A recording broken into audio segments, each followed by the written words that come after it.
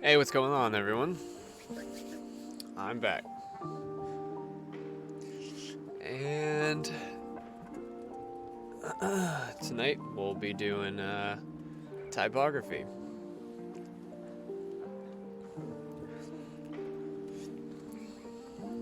Starting off, we'll probably be making a nutrition label. And I think we only have... How many do we have? We have 66 steps in this one. And then we have to learn accessibility by building a quiz.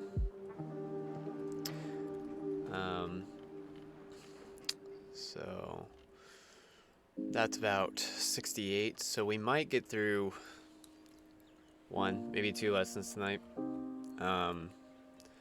Depending how fast we kind of move through these.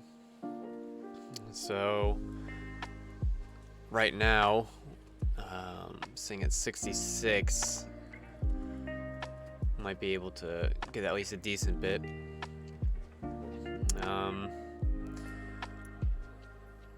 But yeah, so typography is the art of styling your text to be easily readable and suit its purpose. So in this course, you'll use typography to build a nutrition label web page. You'll learn how to text style, adjust the line height, and position your text using CSS. And that is the summary of the start of the night. So I see we have a fairly decent amount of people. Some of them are people that have been tuning in for the past few streams, which is awesome. Glad to see all you guys back. Glad to see a few more people here as well. Pretty excited.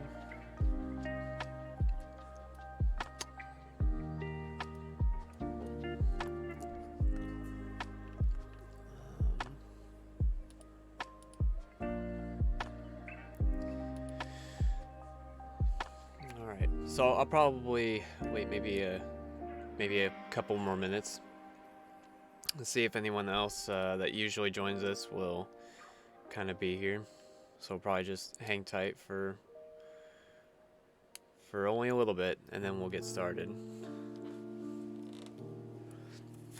Oh, and for those of you who are here on the last stream, I did finally make a Discord page, so and configured all that, so I will have that in the description of the YouTube video, and I will actually kind of post it in the chat for anyone that wants to, go ahead and check it out.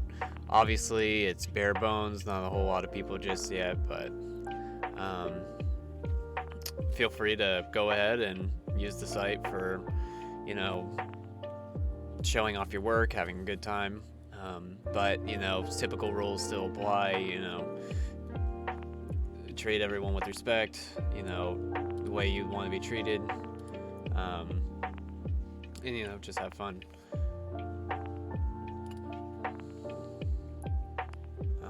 So, give me a second, see if I can find this, I gotta find the invite link real quick. Gotta grab that. So, alright, so there it is. This will be good for at least 7 days, and then I'll have to update, go ahead and update this after 7 days, maybe a little bit sooner on some of the like the YouTube video descriptions. Maybe put the description in the Steam info, but that'd be the live notification, so I don't know if I want to do that. But yeah, I'll just go ahead and throw it in here for anyone that wants to go ahead and use that. But yeah, I went out, finally got it. So if anyone wants to just come and hang out, you know, you're welcome, feel free. And it's right there. So I'll be able to see like questions or, you know, things you guys, you know, want to go ahead and tell me, you know, after streams are done, or before the next streams, stuff like that. And if you guys all want to like talk and stuff, that'd be cool. So there you are. You're welcome to use it for what you like. And yeah, I look forward to seeing some of you guys there. Alright, so now that that is out of the way and we got that settled,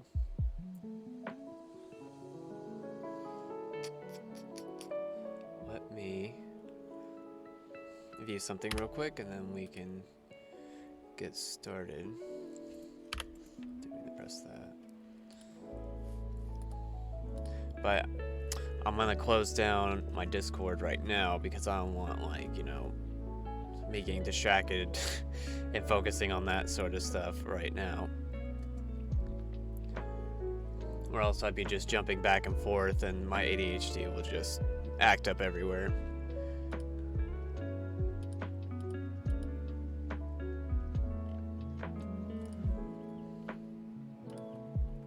Okay. All right. So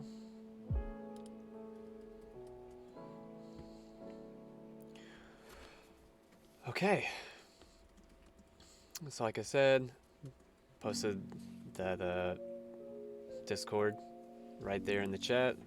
Feel free to use it and join the site whenever, you know, you want. Now I think we're going to actually start the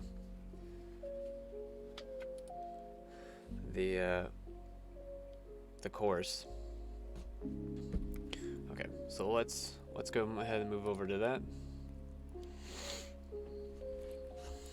All right, so preview of what we're gonna do is of what we're gonna build is this nutrition label. Yes, it seems a bit intimidating trying with all the lines and all the different so looking at this, you can already tell what sort of things we're already gonna do. You know, we're gonna be bolding a bunch of stuff. You can see some things might be in different different texts. We have a lot of, you know, underlines. We definitely have, you know, the centerpiece of where our content is going to be, how it's hanging in the middle. You know, we also have the spacing in between from here to here and from like these, so they're all aligned right on this. And you can also see right here that there is a bit of padding right here all around this. So there's just a little sliver. So it's not like exactly up against the walls. You got a little bit of space. So these are the kind of things that, you know, little kind of details you start looking at when you first look at a web page. And a lot of developers do this when they first, you know, when they're starting out their programming adventure, and, you know, when they've been actually programming for a little while, instead of like looking at, you know, objectively how, like, kind of the, if someone who's not a programmer looking at a site, they just kind of see like all the visuals and, like, you know, all the things, not really knowing how things work, whereas, you know, designers and, you know, programmers will look actually at a site and know kind of what's happening in the background of those things, and just seeing the little intricate details. So I think that's pretty cool, you know, being in this field. So yeah, let's go ahead and get started.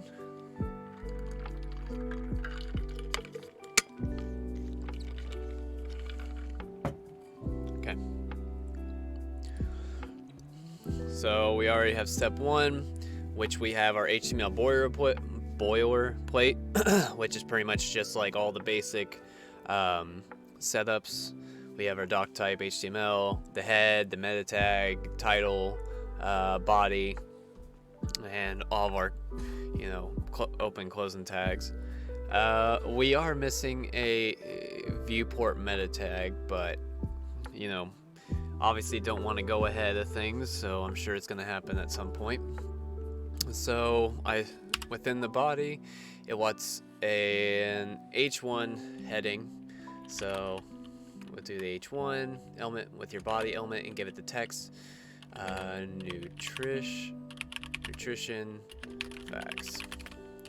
factions. Eesh.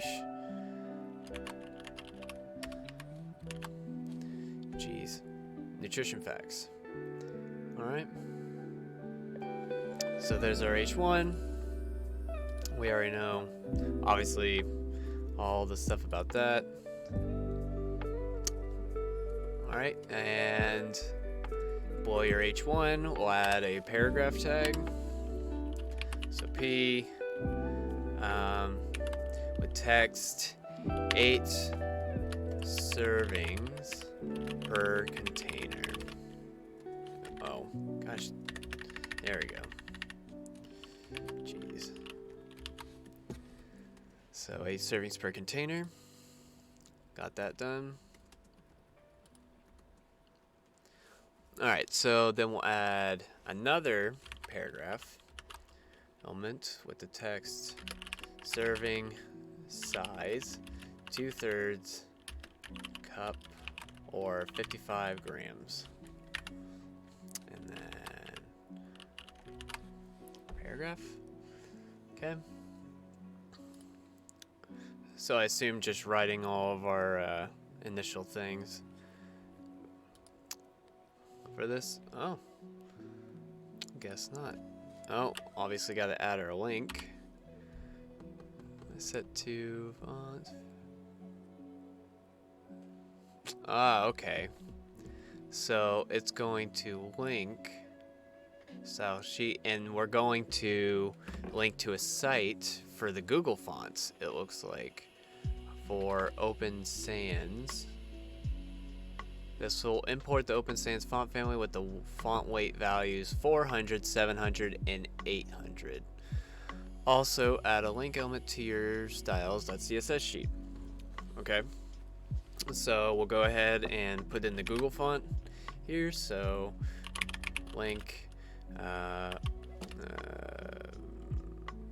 That's yeah. The style sheet. And then we will do the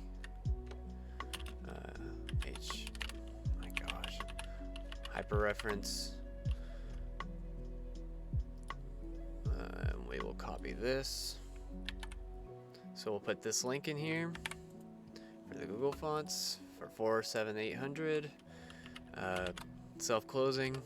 Then we'll do a link with style sheet.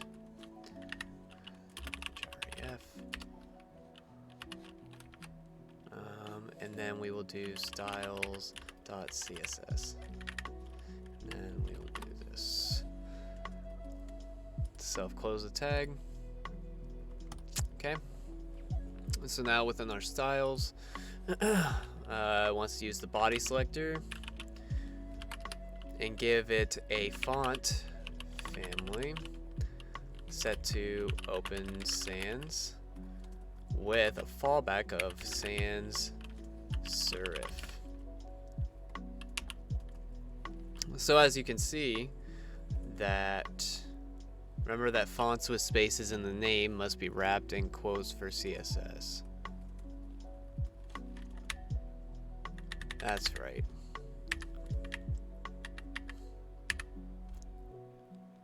There we go. Because there's a space here, so you have to make it a literal. That's right. So that's actually really easy. I mean, you can see clearly that all you had to do is just link it to the site, to the Google site, where it's located, and then you just put in the font, and it, it then changes it up here for your body or wherever you want to select it. So yeah, it's actually that simple, nothing too big. Size is a bit small. Create an HTML selector and set the font to have a size of 16. So HTML selector, and we'll do a font size of 16. Ooh, 16 pixels. There we go. All right, wrap your H1 and P elements in a div element. Give that div a class attribute of label. Okay. Div. Oh, class label. All right. And then div. All right. And we'll select all this and indent. Get the class label. Okay. So borders can be used to group and prioritize content, right? Create a label selector and give it a border set to 2 pixels, solid and black. So, okay. Access the label class. We'll then add a border shorthand with 2 pixels, solid and black. There we go. So now we have the label around it. Everything looks good. Now, use of white space can bring focus to important elements of your page and help guide your user's eyes through your text, right? So the width property is set to 270 pixels. Okay. So 270 pixels. There. All good. I can imagine that we're going to bring this, from the side into the middle. Give your label selector a margin property of 20 pixels. As you read. Excuse me. Set to 20 pixels, so from the top and bottom, and then auto from the left and right. So let's do that first. So margin, it wants to do the 20 pixels auto, and then it wants us to do a padding of 0 top and bottom, but 7 pixels left and right. There we go. There. Now it kind of looks like the start of this nutrition label. Taking shape. Do that. Okay. If your inspector label class element with your browser's developer tools, you may notice that it's actually 280 pixels wide instead of 270. This is because by default the browser includes the border and padding when determining an element's size. So solve this, reset the box model by creating a wild selector and give it a box sizing property of border box. So developer tools, to figure out what that means, you would just do the F12 key. So you just hit the F12 key, and then you can use Google's built-in developer tools function. And you can do this with any site that you want, if you want to get like kind of a back-end look of how things look. So if we look right, I would assume. 288.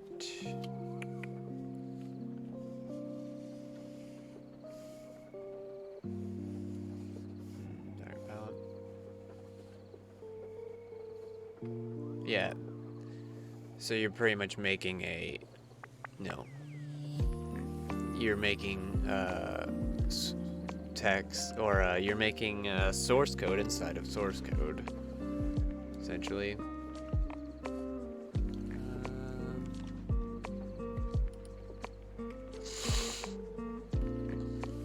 So yeah, you can see right here.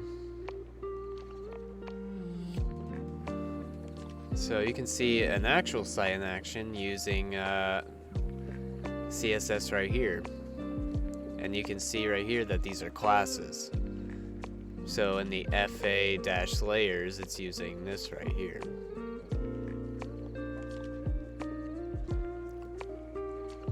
Making them inline blocks, heights 1 EM,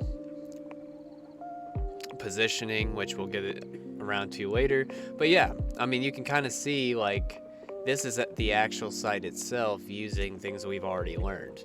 So it's pretty neat to be able to go into here and see this type of stuff and get ideas. But yeah, we're supposed to take it that it's 288 pixels instead of 270. I'm not gonna take a bunch of time just kind of looking through here. But yeah, just know if you press F12, this will bring up this whole menu, and you can look at the elements. You got a console for everything that's in here. You can see all the error messages, or, you know, warnings, just pretty much everything that's going on in the background here. And you can type whatever you want in the console at the very bottom. And yeah, you got your sources, so you can go through each one of these if you want. And you can open the files. So anyway, there's that. So it's wanting to do, oh, back to this. We want to give, you know, pretty much the wildcard selector, which means it would be everything: box, sizing, border, box. Okay. So now it makes it literal, so that way it doesn't include, I believe, that padding and the border into account of sizes.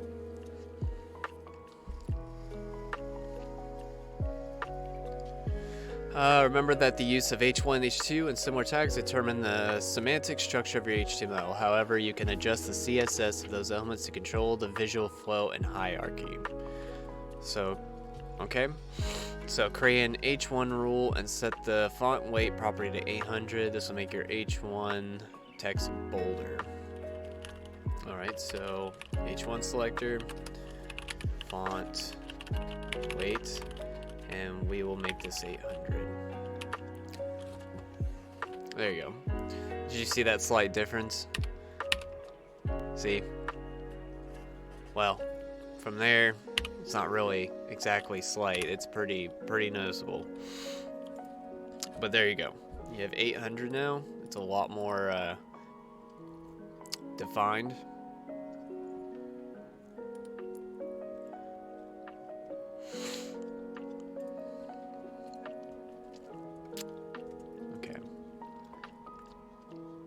So we'll submit, and we'll go to the next challenge. 13, give your H1 selector a text align property to center. Okay, so, yeah, text align center.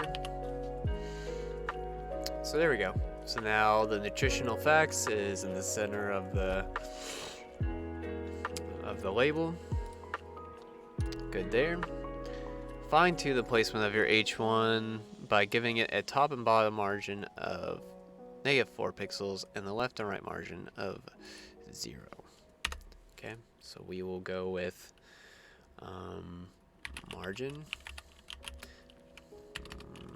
-4 pixels, and right margin, left and right margin of 0. Okay, so we'll bring that up to the top, have no effects on the left and right, so we're good there. So remember that if you put the negative, that goes pretty much, it takes away that extra space. So it brought that, you know, that padding up here, that natural padding, it brought it up a little bit.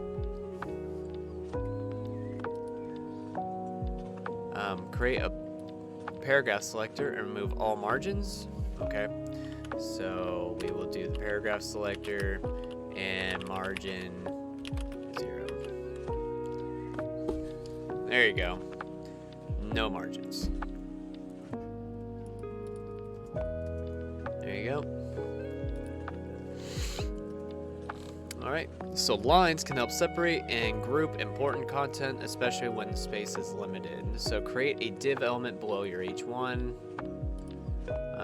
and give it a class attribute set to divider.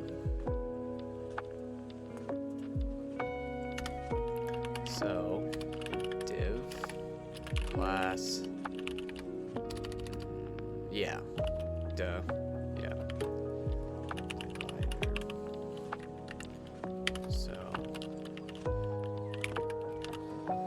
There's the divider.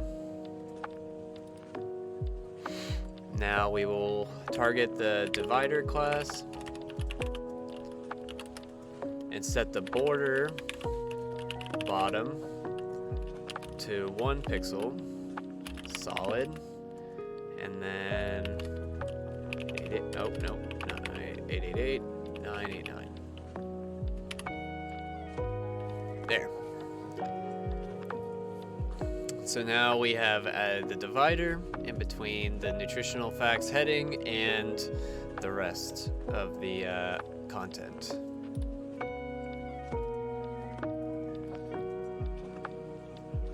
Now where did we go wrong on this? Border bottom. 1 pixel. Oh, top and okay, top and bottom margins 2. Okay, so oops.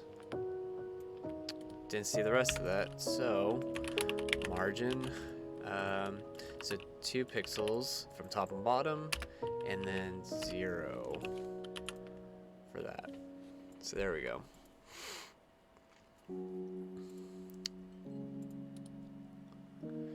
Yep, there we go.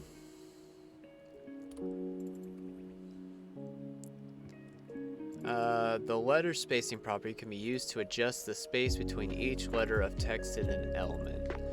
Selector spacing property to 0.15 pixels to space them out a bit more. So, letter spacing. So mind you guys, I have never used this before, so this will be interesting. Huh.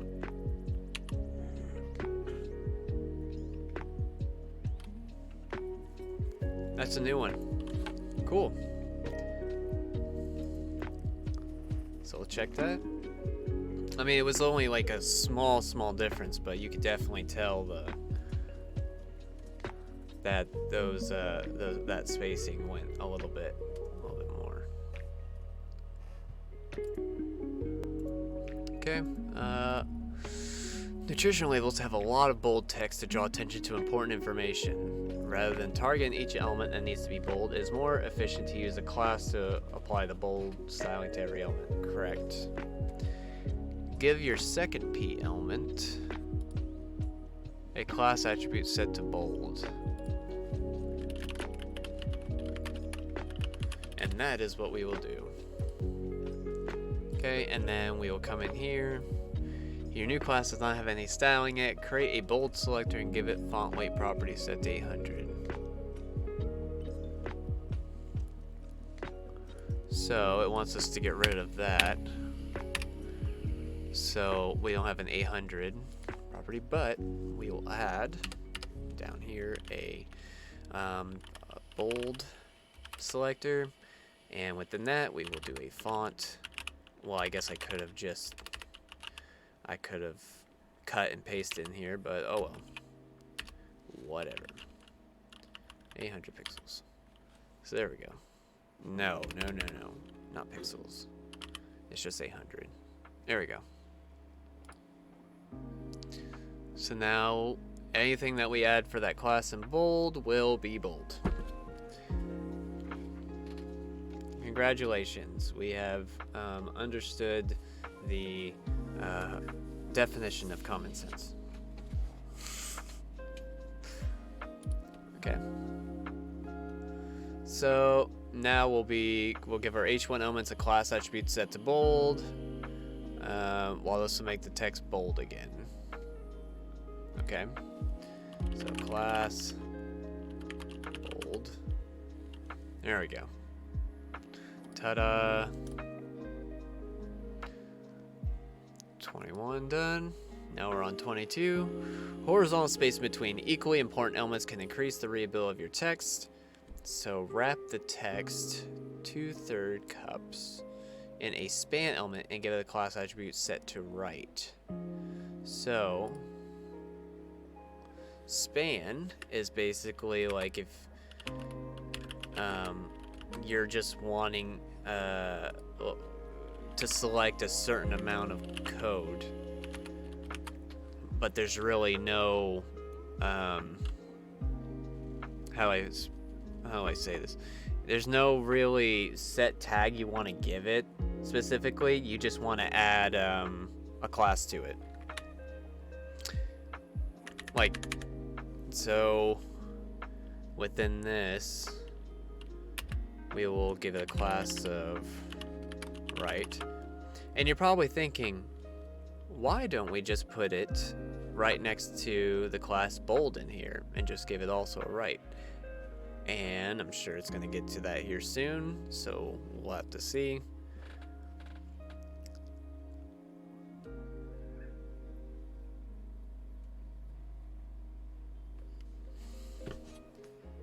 Hey, I totally did that.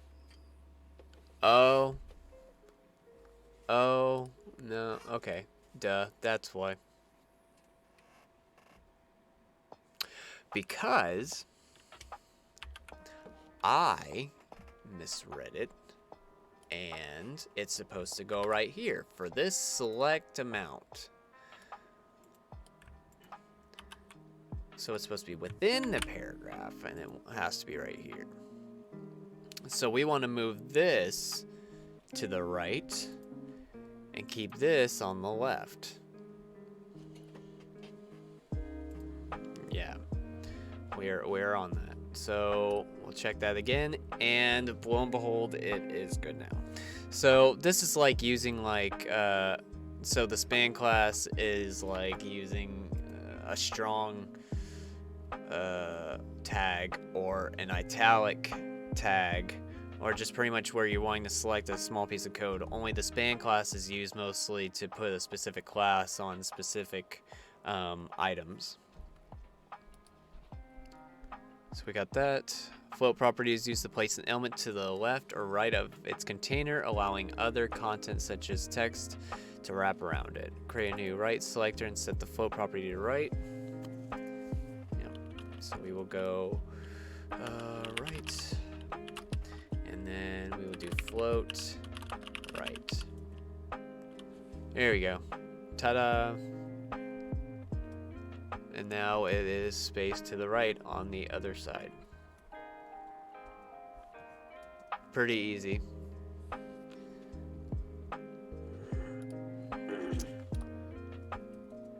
And now wrap everything within the label element in a new header element. Okay. Wrap everything within the label element in new header. Okay. Oh, okay. So not like an H1 or anything like that. Duh. Okay, so we will do header. And then we will add in here header. we go. Check.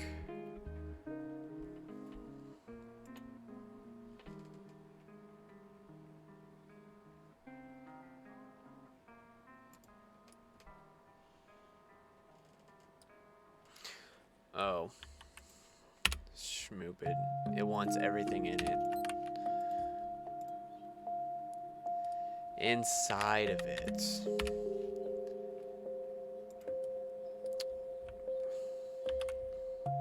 Jeez. Okay. So inside this.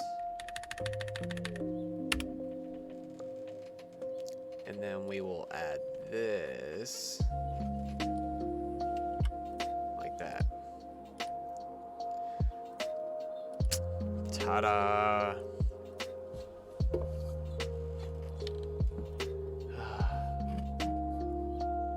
Very key wording within within the directions.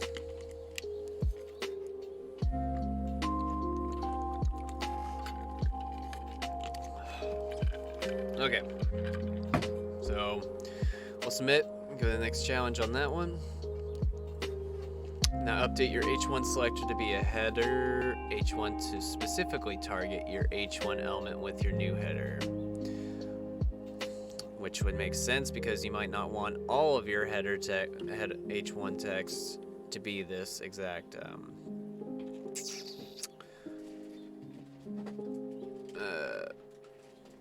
format.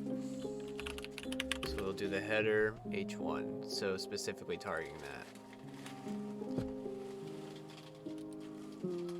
Okay, create a new div element below your header element. Div. Okay, div. And O. And give it a class of divider LG.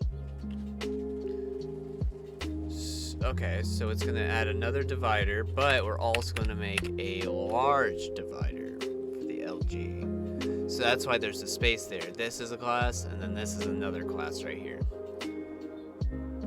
Okay. So we get the same one that we added up here for divider. But you can see right here, we have this.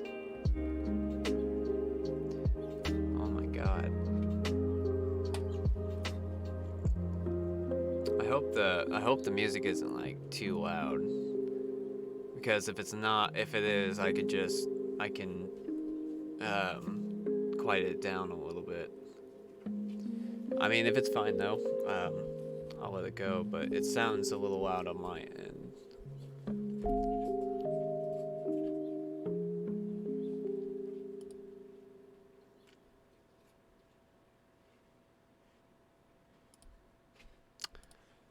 Well, I'm not seeing anyone complaining, so I'm gonna say that's probably good. So I'm gonna check that. Submit. Create a new large selector and give it a height property set to 10 pixels. Also create a LG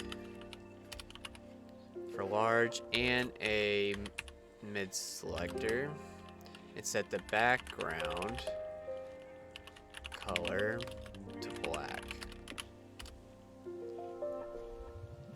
Okay.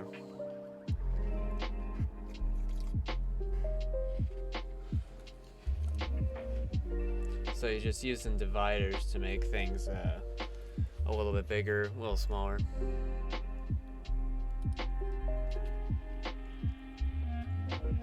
Alright, so check that.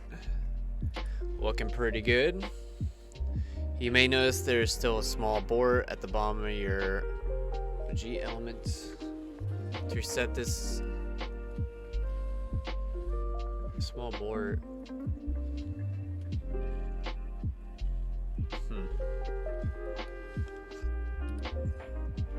I didn't notice that, but I guess we're just gonna have to do that. So, border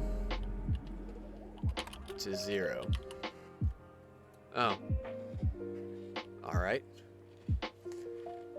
Note, the medium class will be utilized in step 37 for the thinner bars of the nutritional label. Yeah. Hopefully that's kind of understood.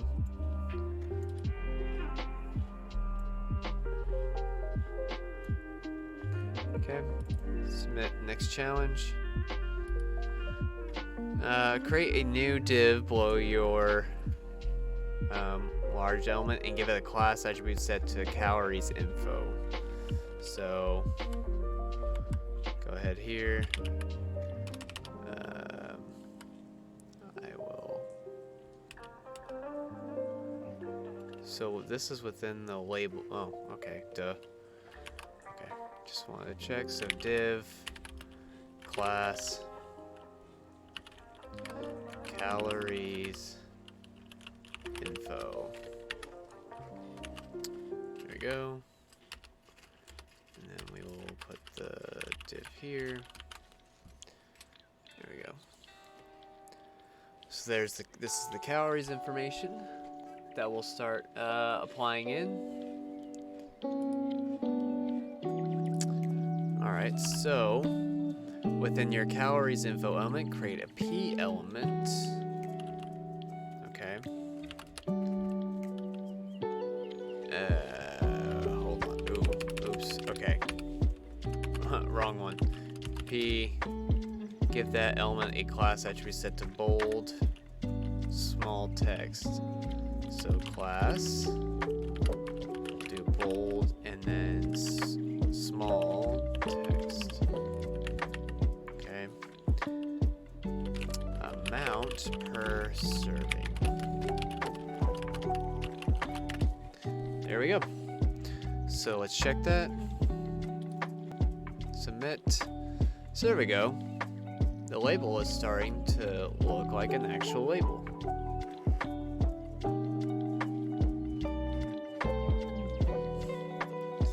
So the REM unit stands for root element, is relative to the font size of the HTML element. So create a small text selector and set this font size to 0.85 REM, which would calculate to be roughly 13.6 pixels. Remember that you set your HTML to have a font size of 16. Okay. So it'll be a bit smaller. So text. And then we will do font size. And it will be 0.85 REM of that. Of the HTML text. Which if you look, yeah, it shows that it's 16 up here. So there we go. Check your code. Everything's good. Alright. Submit. We'll go to this next one. So below your small text elements, create a new H1 element with the text calories 233. So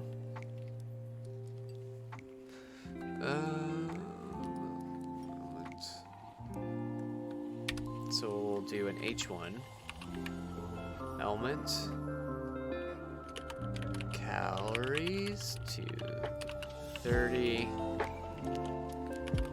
Then H1, and then it wants us to use this 230 to span, and let me guess, yes, it wants to use the right class. Span this 230, and we'll do a /span for closing around it. So there we go. Calories are 230.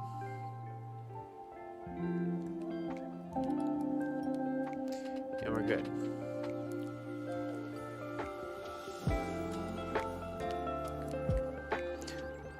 Alright.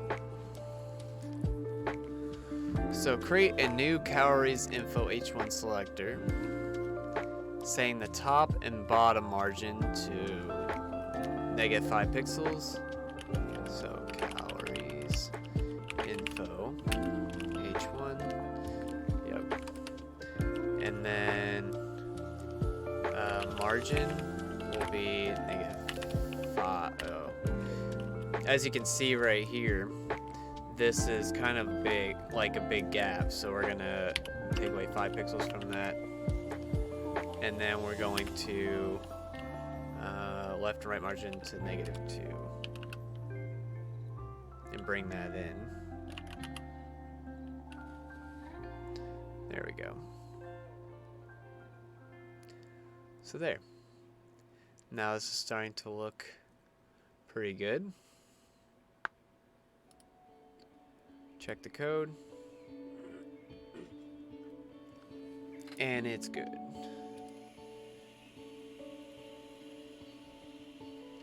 Alright, we'll go ahead and submit that.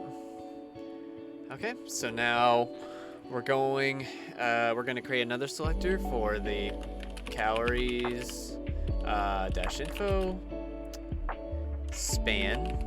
So it's going to get all the spans, and then the font size will be 1.2 EM.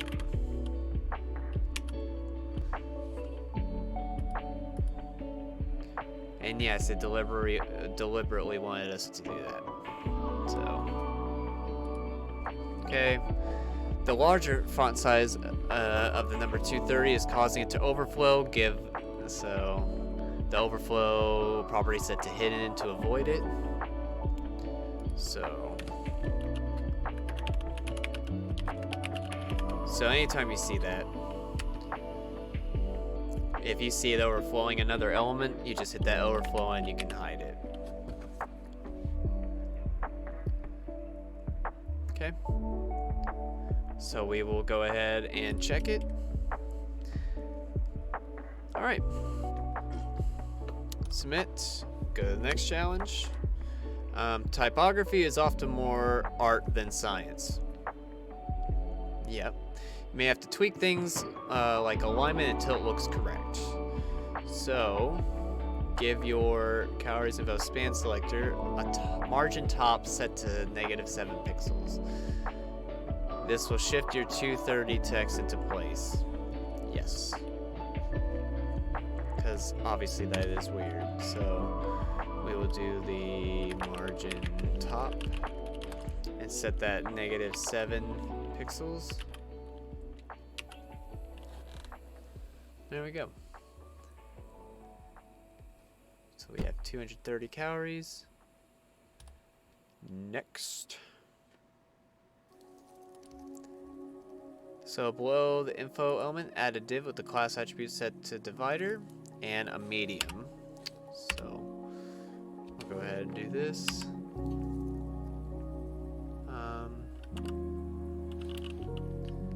We want to go ahead in here. Okay. Divider, and then another div with class divider, and then we're going to add the MD in here, and then we have to close it up, button it up.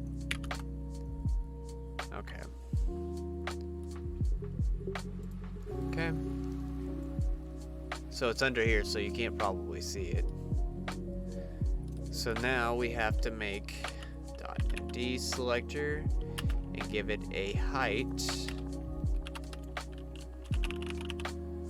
of 5 pixels. There we go. Nice. So as you can see with the large one, it's not as pronounced, but it does have some, the background and the border. Check it. There we go. Okay. Submit and go. So create a new div element below your the mid element, and give it a class of daily value small text. And end that. Within this new div, add a P element with the text. Hold on, class with right bold. Okay. With a percent daily value.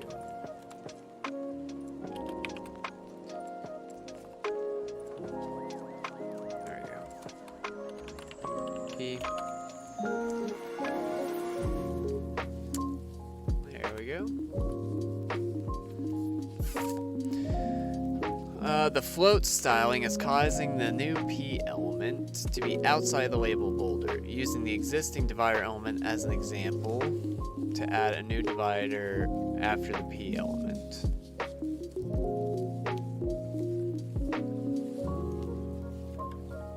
Oh. So we're going to add another one.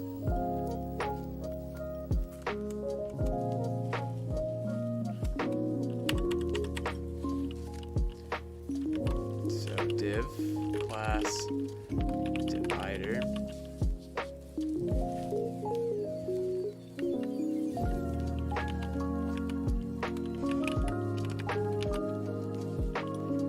Okay.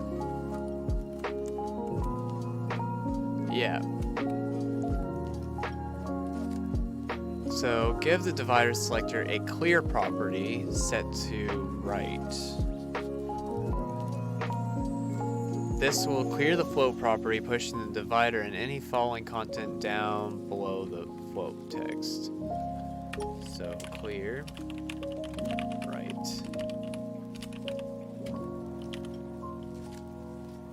Huh. There we go. So check the code. Everything's good.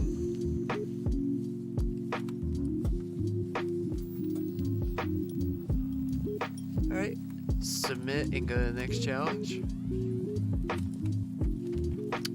So after your last divider element, create a P element.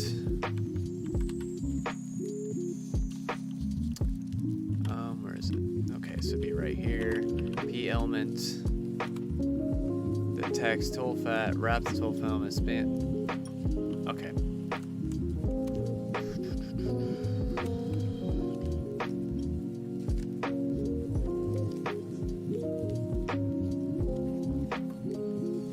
Okay, so we're gonna make a P element, give it the text, total, total fat, 8 grams, 10%, oh no, yeah, 10%, okay. So we'll do this, and the P element, and now we're going to make a span, and then we're gonna only wrap the O around. So this one is going to be span class bold with toolfat span. And then we're going to use wrap 10% and another span with the class bold right. Okay. Bold right.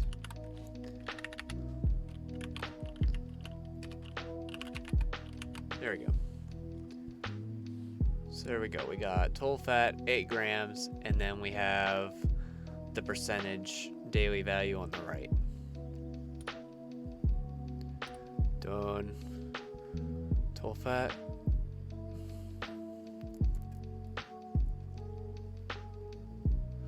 So we're just gonna do this, I guess, with more of them. So P. All right. So span. Class. Oh, nope. Class. Bold. And then we're gonna use saturated. that, and then slash span, and then it's going to be 1 gram span, class, bold right. All right, and that's going to be the 5%, and then rounding off the P element. Oh, there we go. There. So we're starting to get the hang of what's going on now. So, which one? Forgot which one is causing the... We did the float with the right, so anything going right is a float. Yeah. So, whenever we're telling it to go right, we're having it float right. We're not doing a text align right.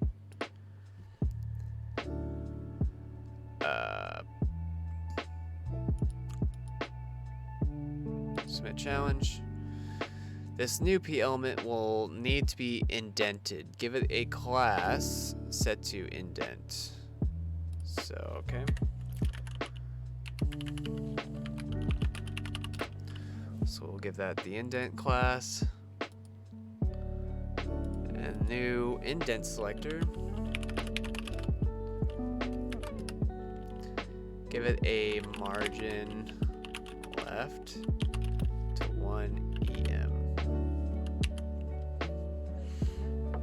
Here we go.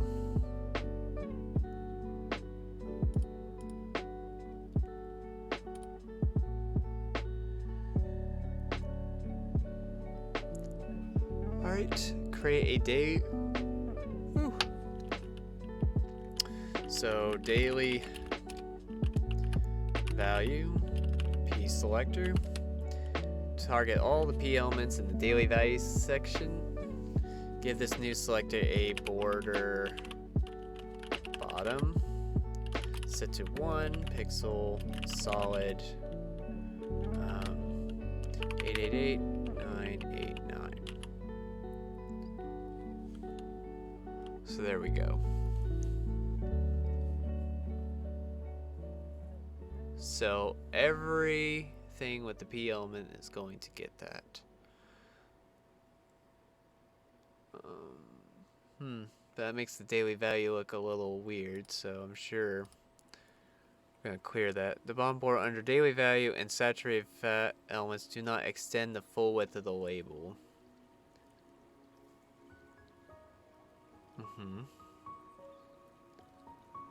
Add no divider to the class of these 2 elements.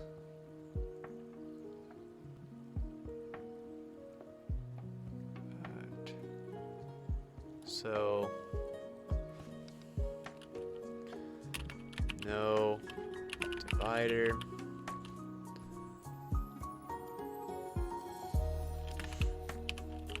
Divider.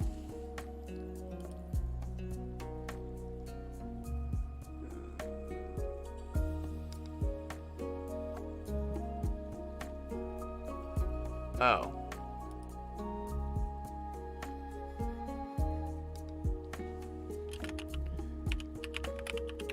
No divider. There we go. So all of these should have no divider underneath it. So the not pseudo selector can be used to select all elements that do not match the given CSS rule. The above selects all elements without an ID example. Modify your daily value P selector to include the no divider elements. Exclude the no divider elements.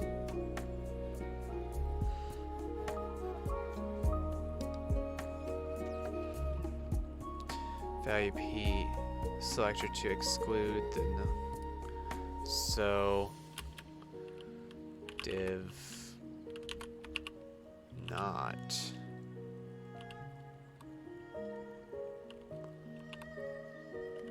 No.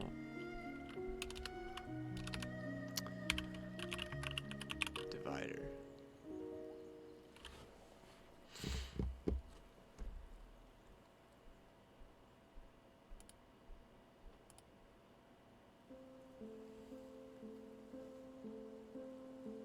Oh. It wants the P element. No divider. Okay.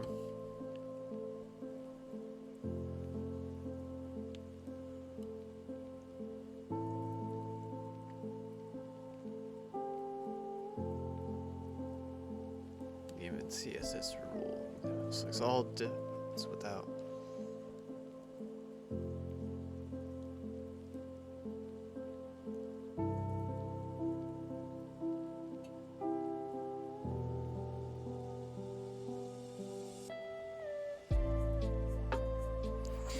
Okay. So remove that. It gives one of these underneath it. Divider here.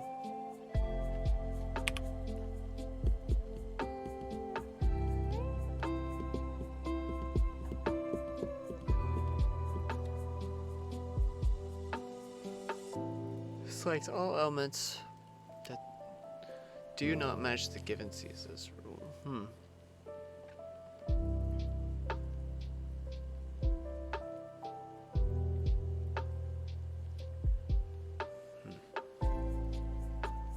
Okay. Now you will have to add separate dividers below your no divider elements.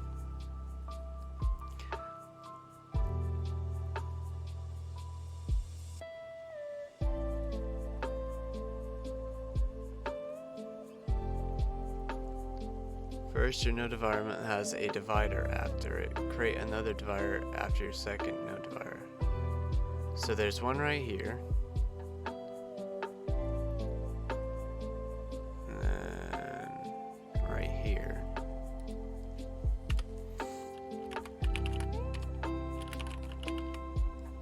We add another.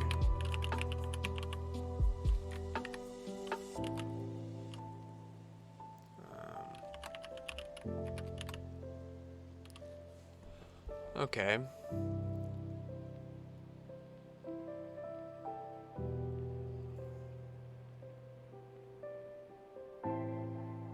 So it gives us a border bottom right here for the divider underneath. But did something else give us a border bottom right here?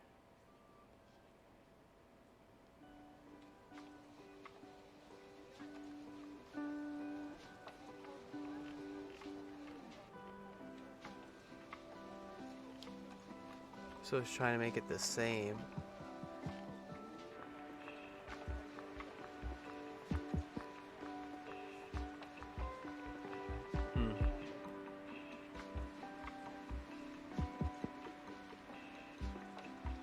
Interesting. Okay. So let's go ahead. What are no divider? Your first no divider element has a divider after it. Your second. Oh, we already did that, right? So after your last divider, create another P element with the text trans fat in an I element. So P trans fat 0G P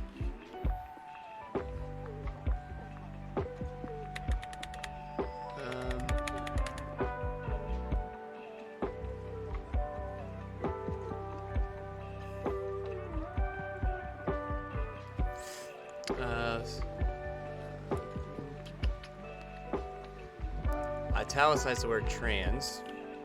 So I trans I. So you can see right here that it italicized it. Repeat element class attribute indent no divider.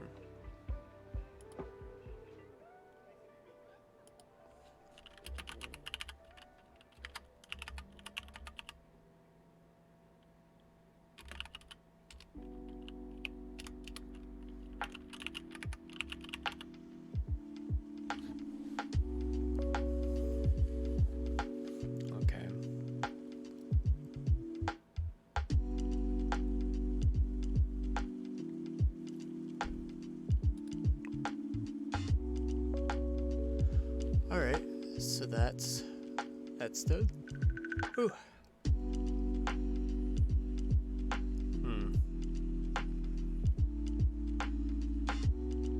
That's divider here.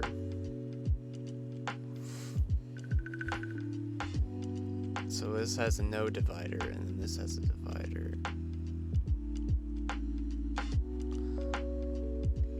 And then this total fat has no divider, or goes all the way across. No divider. So it makes it span through the whole entire thing instead of only going to underneath this. Okay. Sorry, I'm just kind of wanting to...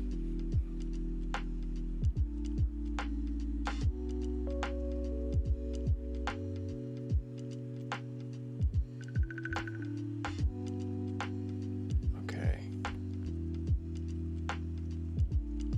Yeah. The reason why I'm looking at these kind of stuff is because I want to like digest and kind of understand it. Because it's a little confusing seeing a no divider, then a divider, and then you have a no divider, and then you have a divider, no divider. So it makes it more thick for these, but it also adds it to over here. So that it would only go up to here, all the way to here, but instead we want the whole thing to be underneath. So there's a divider here.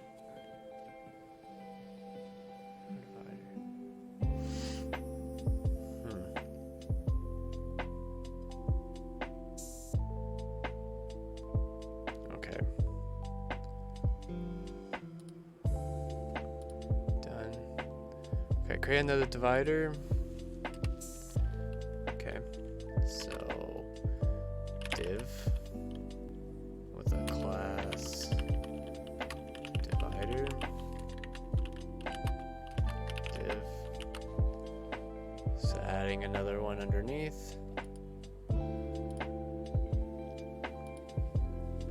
After your last divider, create a new P element, text, cholesterol with 0 milligrams, 0% /P, and I'm sure cholesterol is gonna have a span. Yep. Span with a class, bold, I believe. Bold, yep. Oh, have to add that. Cholesterol, span. Okay.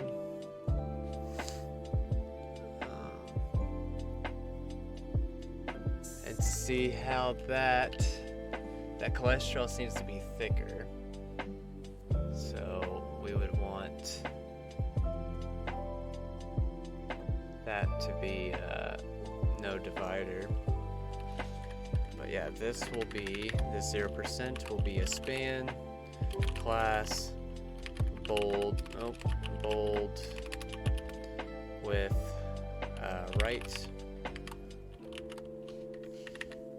And then we will do a span,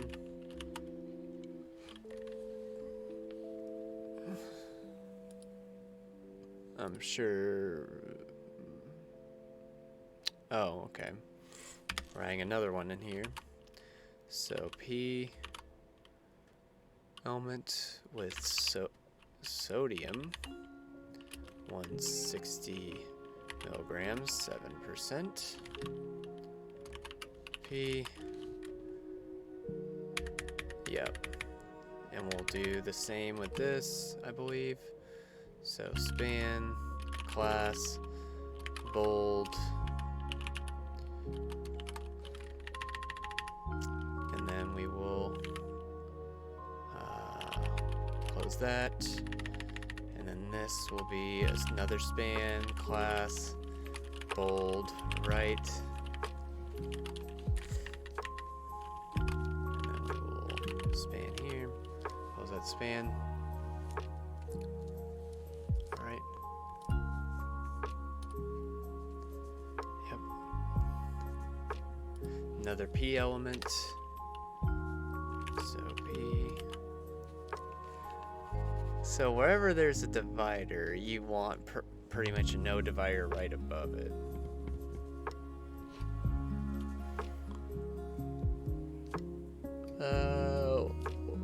Mainly.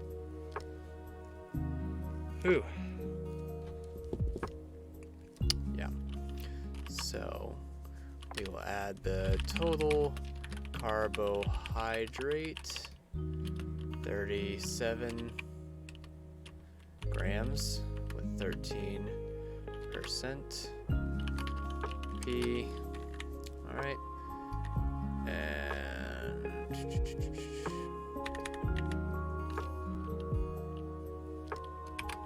so span, class, bold. Oh my gosh. Okay. Bold. Slash span. And then we'll go over here. Span this. Class.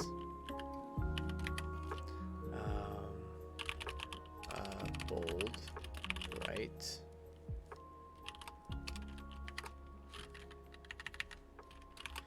And end the span. Oh, I was wondering, I was like, where the heck did that go?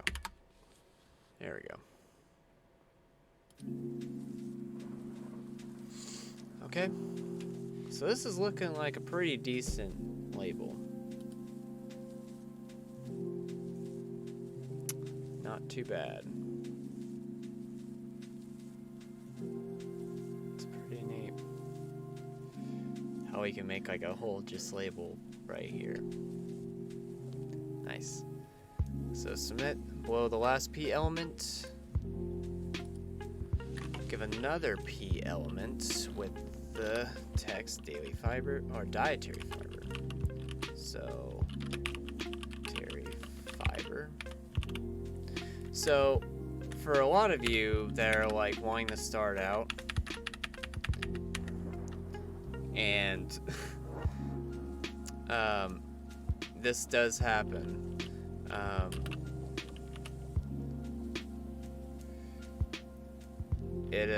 When you first start out, you're going to be doing a lot of, like, especially if you're a junior developer, you'll probably be doing a lot of very tedious work, kind of like this, where you just kind of, you know, like straighten things up and make a little bit better, just little like tiny kind of things until, like, you know, you start getting, you know, the hang of the ropes of your company, and they'll actually like allow you to start doing bigger work.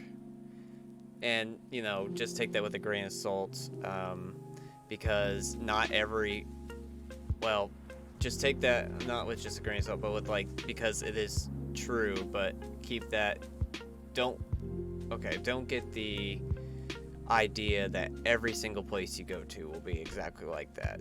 I'm just saying, you know, most often you're going to encounter that. But there are some that, you know, just want you to just go at it, see what you can do. You know, mostly it's just bigger companies like really, big companies that just kind of, want to monitor you, see how you do, and then before they start allowing you to take, a lot of those bigger work loads. All right, so okay, so in here, get the P-element class. Yeah, so class, we want to do an indent because it's underneath, and then we will give it the no divider because this is the last element, so we won't have a divider.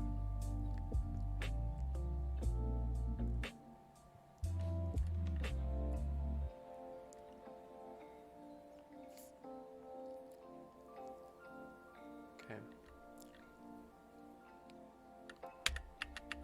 I think we're good.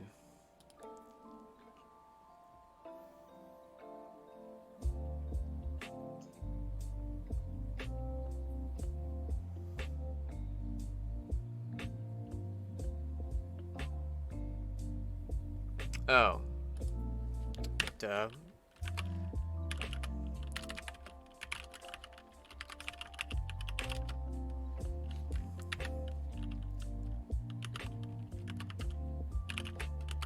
Adding our divider. Okay. There we go. Yeah, that no divider comes out before those other dividers.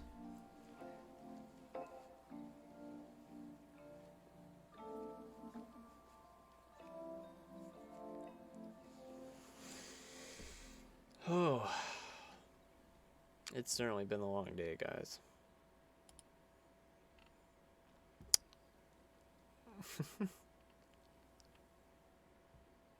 Alright, so now we'll start with the total sugars.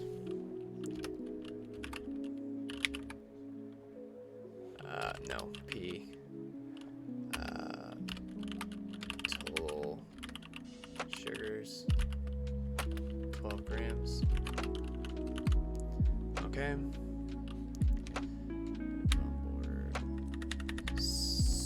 Okay. So P, so div class indent and right, no divider. Okay. And then we will make a divider here. Div.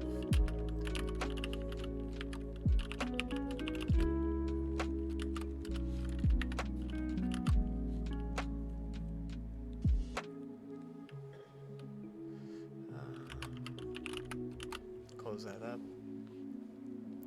Okay.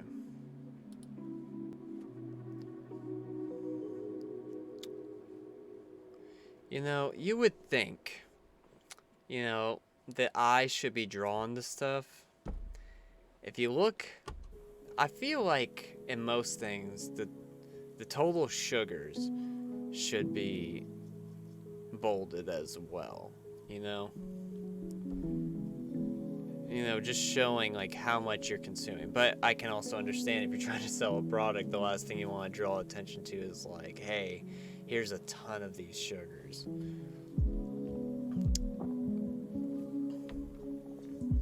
So I guess that's just, marketing. The advantage to creating these dividers is that you can apply specific classes to style them individually. Add a double indent to the class for your last divider.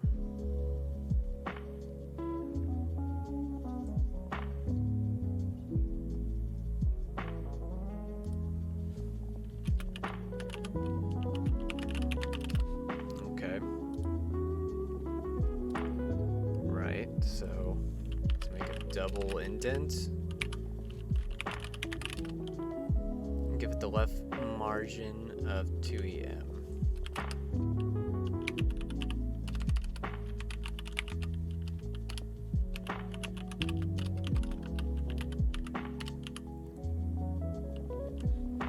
There we go.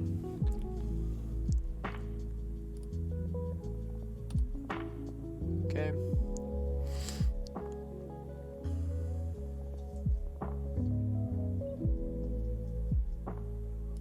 So below this, we add a P element. Text includes 10 grams of added sugars, 20%. So it has 22 grams of sugars for 2/3 of a cup of a serving.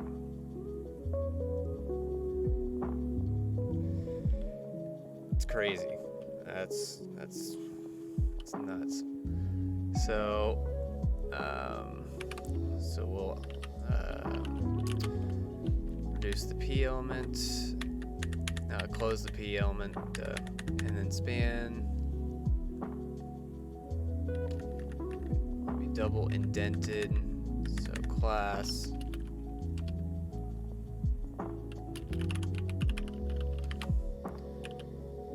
BL indented.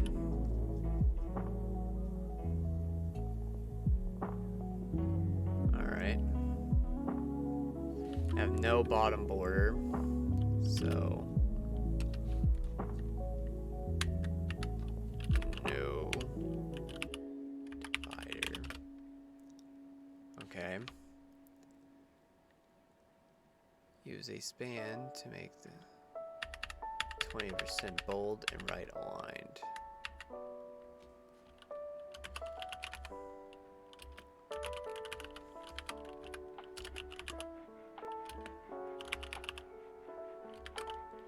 Okay. Span. Oh. Span. There we go.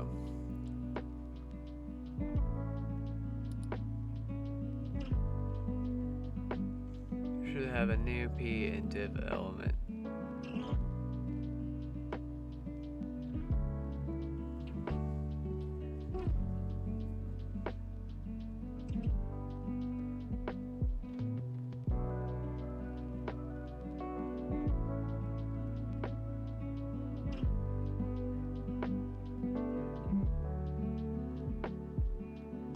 And create another divider after the P element. Ah, okay.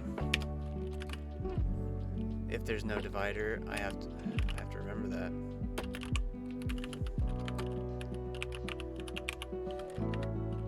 There's gonna be a divider after. So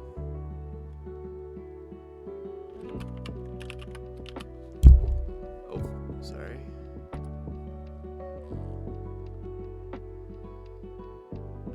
Oh, that's why I was sitting there and I was like, that doesn't seem double indented. Well, there you go. It's because I was dumb and I didn't put the right class in there. So after your last divider, create another P element with the text protein 3 grams. So P protein 3 grams, and then remove the bottom border.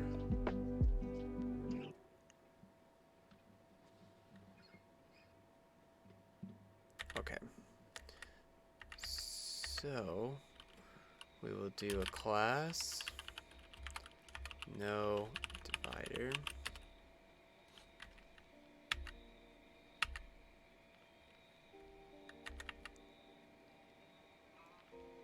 And make the protein, so span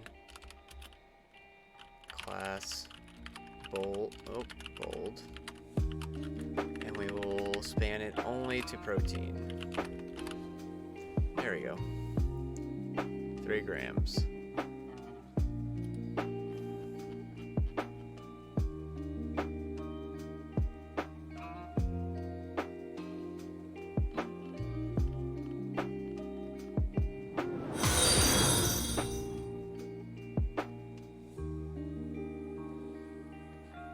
Oh.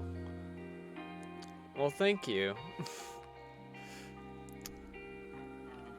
Thank you for following. I appreciate that. Clyron. So yeah, we have the we have the protein now bolded, and I'm looking at here at the styles because I really want to. It really bugs me because I see these no dividers, but it's like, okay. So within the data value, the not no dividers. So this is to remove, so not no divider. So it's basically to remove that bottom border off of that. So you can add a div. Okay. So that makes sense. Because every single one of these, it looks like, of the P elements. Where's the P element? We'll have a bottom border.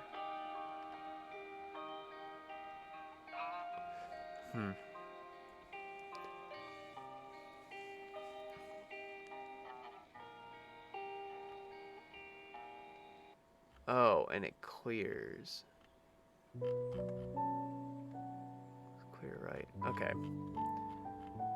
Like I said, I try to look at this and I just want to, you know, I want to know exactly what I'm, you know, visualizing and seeing. I want to be able to, you know, see exactly what I'm doing. And yeah, I see these no dividers and I see this, so I want to see what's going on in the background and the reason why that's happening.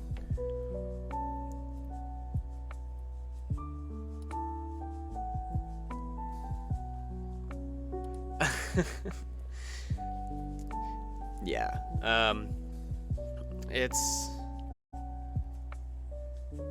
and yeah, it can be annoying and a bit confusing, but being able to actually see what's happening, it's not super bad. It's not too bad. I am going to move the chat a little bit over to the right of me so we're not blocking the main stuff. So I'll save that. I'll just put it right next to me. But yeah,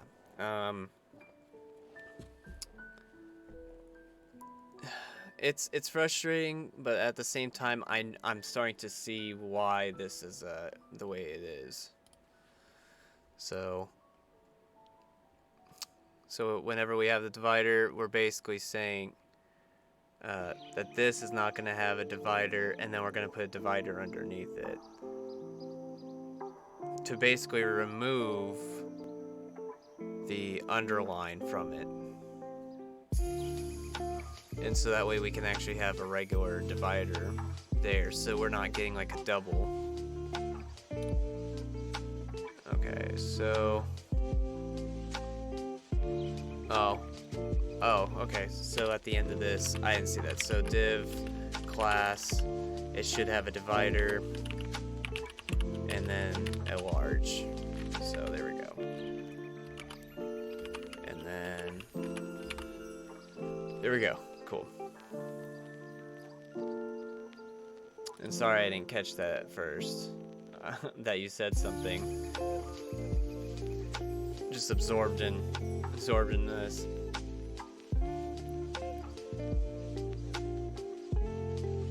Alright, so check that, and now it's good. Go ahead and submit that. Alright, so create another P element below the large divider. And the text will be vitamin D to micrograms, 10%. Alright, so close that off, and then we will span to make the 10% align to the right, but we don't want to make it bold. Okay, so span. So this time we're going to do class, and we're just going to put it with the right.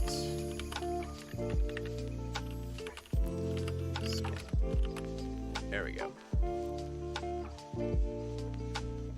Alright, check this. Looks good. Now create another P element under it, and then give it the calcium. So this is our vitamins and minerals. It's looking like. So 260 micrograms. And then how much percent? 20%. So close this off, and then I believe we're gonna do this again with span, class, right, and then there we go. 20%. Okay.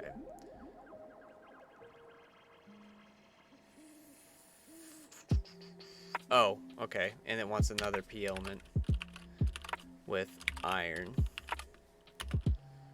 8 milligrams. Oh, and this is 260 milligrams, not micrograms. So, iron is milligrams. How much percent? 45, that's right. So 45%. Cut that off. And then span this. Class with right. And then span this. There we go. Alright, good on that. 63. I find this nutrition label kind of confusing. I guess I would just use a border bottom top instead of so many divs.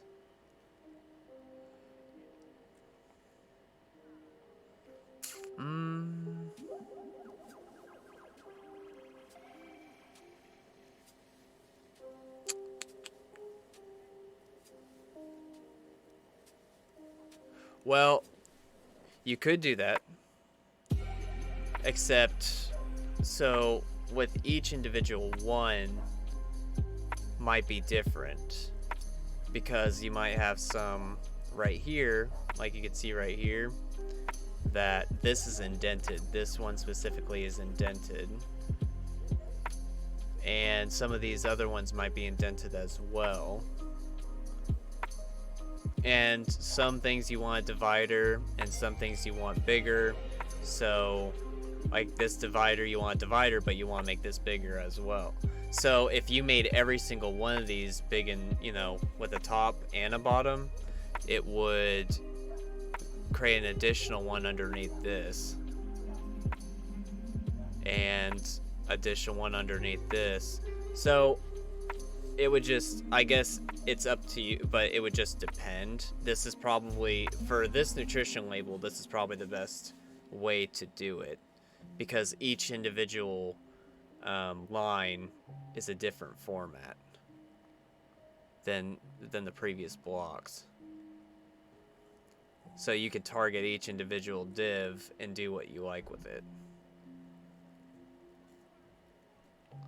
But yes, I will say it's confusing, but it's also teaching you the pseudocode, or the pseudo for no divider, so you can target things and not apply a property to it. So like right here.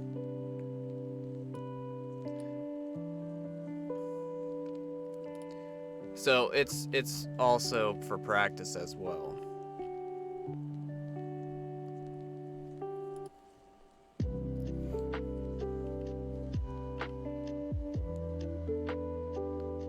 Okay, so we didn't do anything Create the final P element for your daily value section. Give it the text potassium 235, 6%. Align the 6% to the right and remove the bottom border of the P element.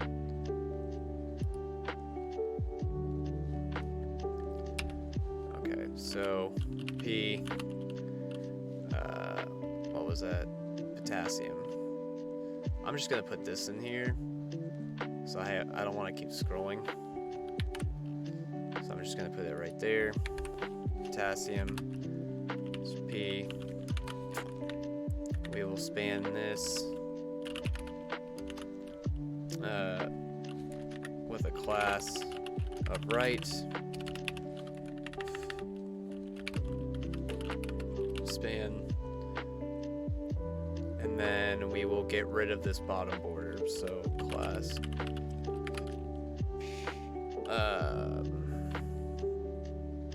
Yeah, no divider. So see, if you had a bottom and top, this would place one right here and one right underneath it right here. So you'd have to create another class that said like no bottom.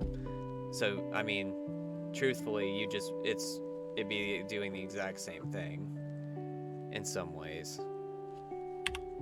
So we'll add that no divider to get rid of that bottom right here.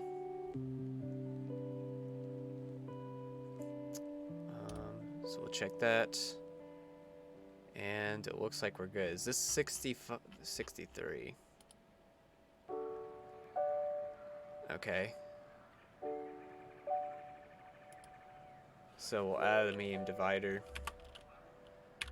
So class divider. Oop. MD for medium.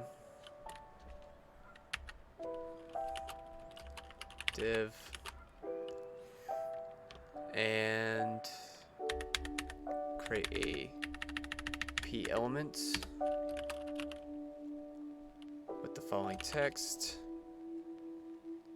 And it's going to have a class of note. We'll copy this.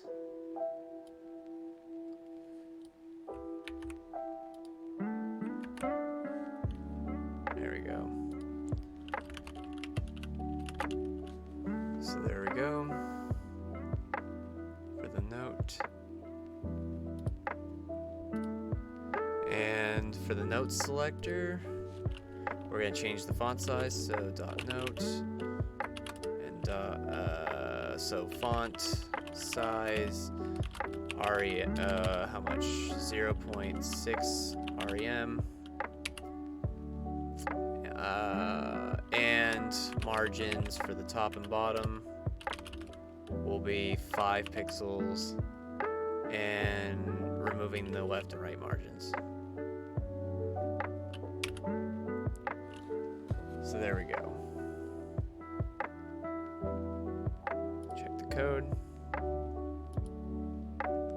We're good there. 66. Give the note selector a left and right padding of 8 pixels. So padding.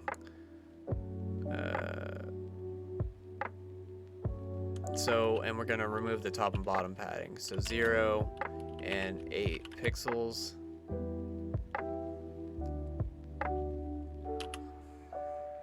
And text indent will give 8 pixels. There we go.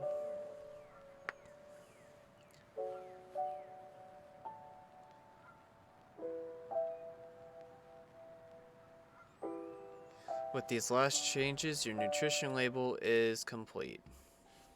And we have completed that section. Alright. So, about near 2 hours. It is 11 o'clock. My time. The next lesson, what was it talking about? After typography. That's right. We're gonna make a quiz with the accessibility.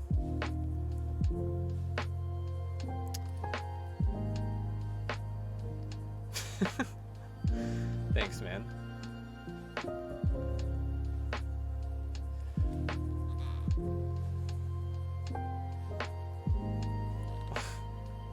Well, I appreciate it. Hell yeah, thank you. That's awesome. Believe me, I'm grateful for anyone who decides to follow along with this and, you know, likes to sit with me. That's awesome. You know, I'm hoping that we've had a few other people as well that have been following along each day, and hopefully, you know, they're earning their certs as well, and following along with this, or, you know, just enjoying, like you. I don't know, it seems that you're pretty familiar, so I assume you probably already got some of your certs with these. But yeah, I really appreciate you coming through. But yeah, the next one we're going to be doing is a quiz, and we are going to add accessibility settings to those, so that way we can help for, you know, other users that are handicapped or disabled, so they're able to enjoy the sites as well. Alright, we are done with that, and so the quiz will be right here. This is what we're going to do. Okay, so same form elements that we're seeing, inputs right here for name, email, your date of birth, and then you have your headers, it looks like, for questions, the label, and then this right here, label here, and then the CSS, or your front-end developer, selecting the option, using a select, and then using a text area, and then using a submit button, and adding a footer right here. I did responsive design and FreeCodeCamp, studied a couple months on my own. Now I'm learning JavaScript. Oh, well, congrats. That's awesome.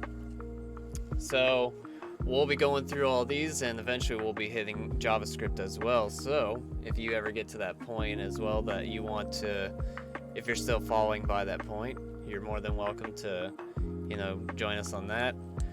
Because I'm, you know, I know a decent amount of JavaScript, and, you know, a decent amount of these other, you know, of HTML and CSS. However, going through some of these, I'm picking up some other syntax that I didn't know before. So maybe you'll be able to learn a decent amount with us if you're still following by that time. I think, yeah, it should be after, when we're done, when we earn the responsive design certificate.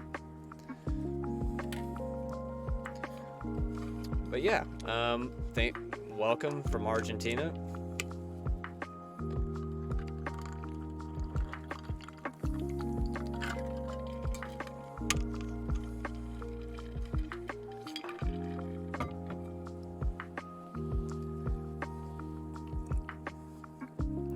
I'm kind of debating though. It's like I said, it's 11:09 my time.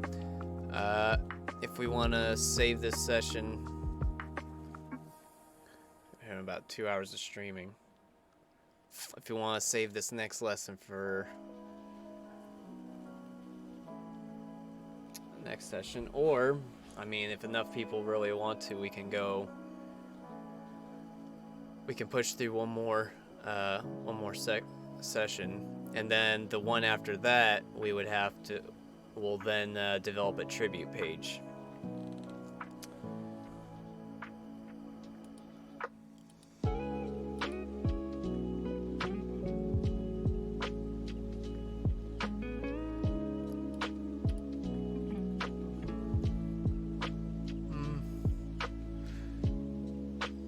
This could take a little while just for the fact that it's for the headers, you're adding lines under it, you're adding form elements.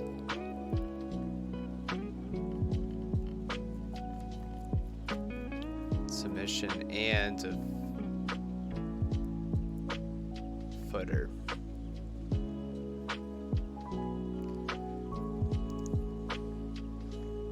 Yeah, so when this YouTube video comes out, or this video comes out on YouTube, I'll have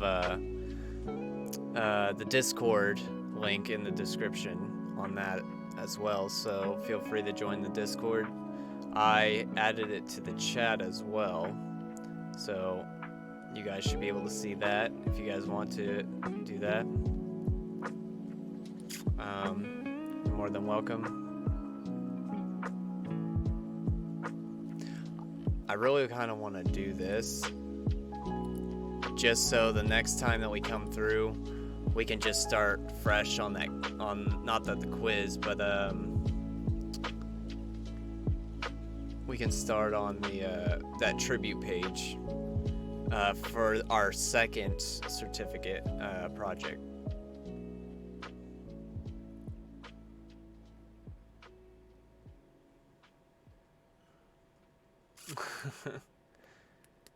That's some really cool challenges to practice with. Yeah, and there's a lot of free sites that let you just kind of, you know, screw around with HTML, CSS, or JavaScript. You could also go on CodePen, and you can actually, it'll have little sections for HTML, CSS, and your JavaScript to be able to do everything in your browser and watch and see it real time. So you can, you know, feel free to use CodePen. On here, you know, it'd be good to download our projects and put them into Visual Studio Code, and then, you know, send those up into GitHub. I know I've talked about that previously, but that would be a good good thing to do, so that way you can populate some of your GitHub as well. But yeah, I will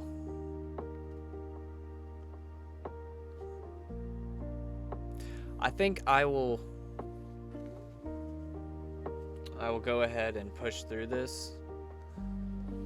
I'll go ahead and push through this section, and then the next time we have our session, we'll go ahead and do the next project. So let's start on this. So we have our boilerplate.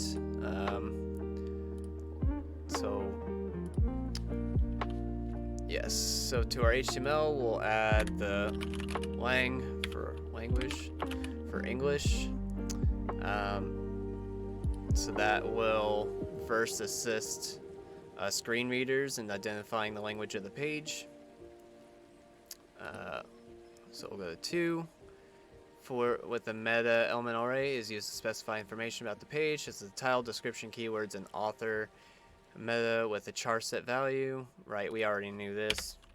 So meta char sets, and then UTF-8.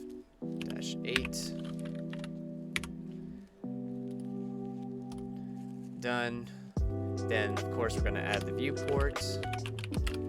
So name viewport, and then content will be width equals device width with initial scale set to 1, and then self-closing tag.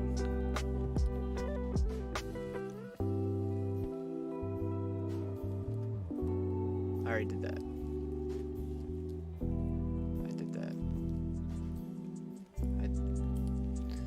Does it just want a... Okay, it wanted the space in between that. It's 1 a.m. here. Have a great night. Keep it up. Thanks, man. I appreciate that. I'll have this the rest of this up on YouTube anyway, so feel free to watch the rest later if you want to. I'm like I said, I might stream tomorrow. I might stream tomorrow's Thursday. I might stream on Friday. So usually I do like every other day if I can. And if I'm like, you know, really in the mood, I'll go ahead and I'll do it each day or the next day. But yeah, usually I take a day off. So that way I don't go like extremely burnt out. But also not just that, but also the fact of, you know, I like to digest what I've learned. But I should stream, you know, a lot more often.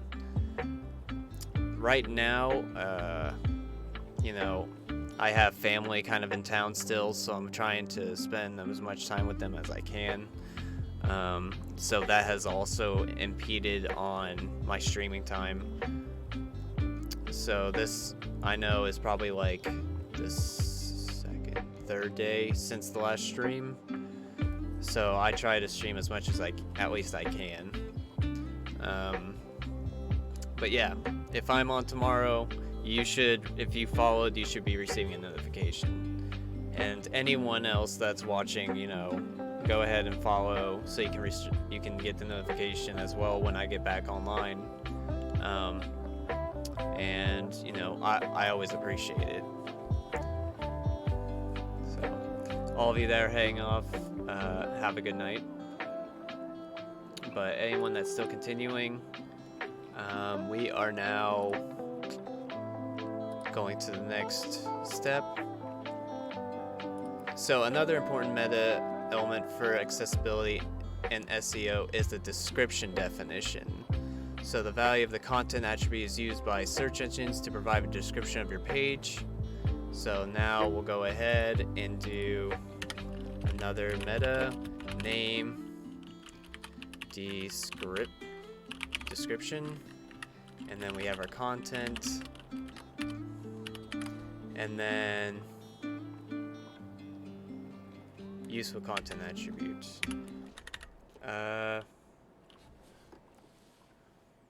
Alright, have a good night. Thanks for stopping by.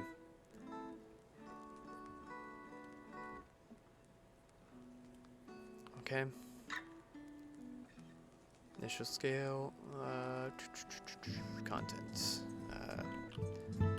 Set to description, use a content attributes. Okay, so the content will be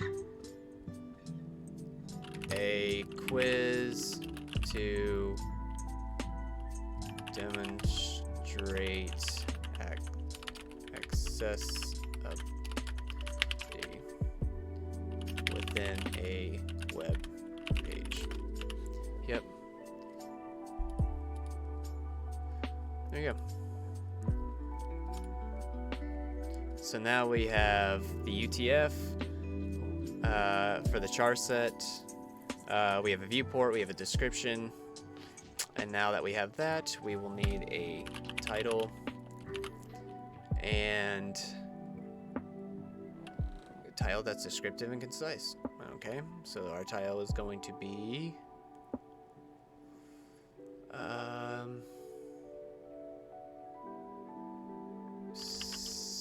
sample quiz.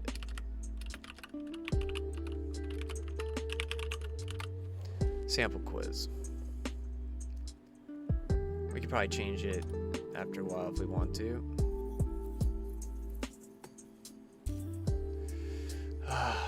Okay. Accessibility quiz. There we go. Navigation is a core part of accessibility, and screen readers rely on you to provide the structure of your page. So we have to use semantic HTML elements. So we have our header,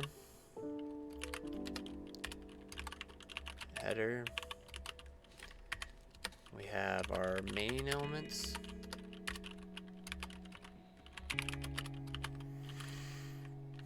okay. Oh no,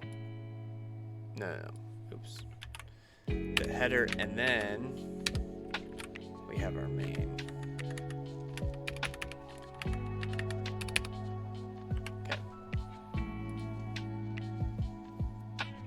There we go. Submit.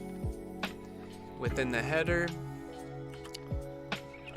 provide context about the page by nesting one image, HTML, and nav element.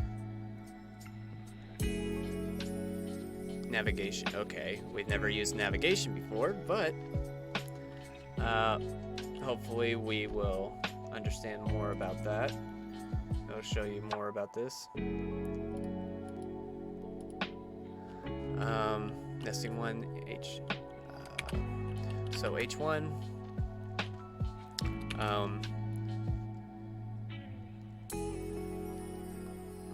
Contain the text. So HTML, CSS, quiz, H1. And then we should have an image, and this is going to be a logo. Okay, so image, source.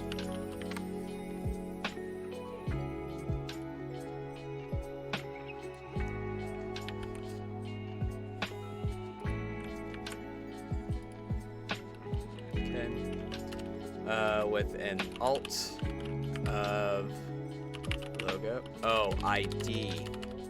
What's the ID?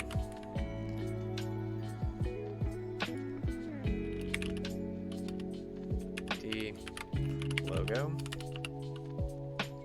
Okay, and it wants a nav element.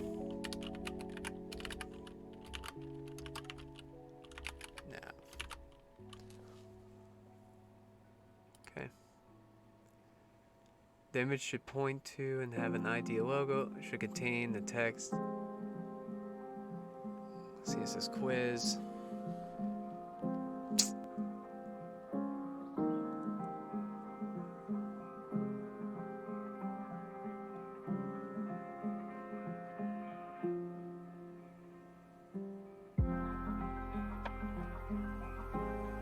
Oh, okay. So it wants the logo at the top.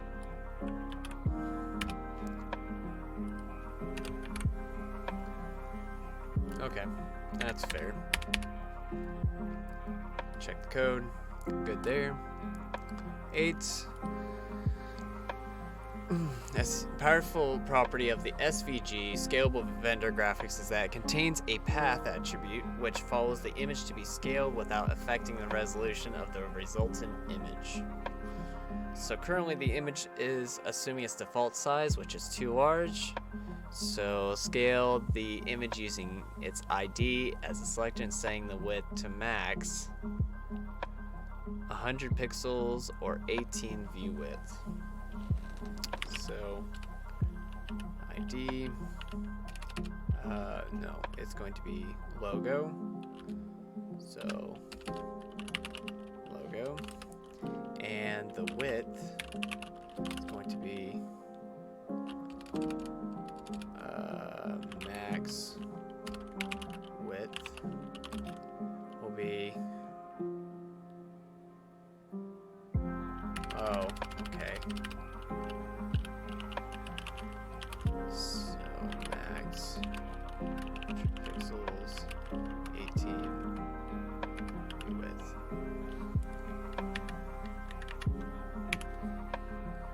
Alright. So you can use max width or you can do it this way. But this uses like a function, the max function.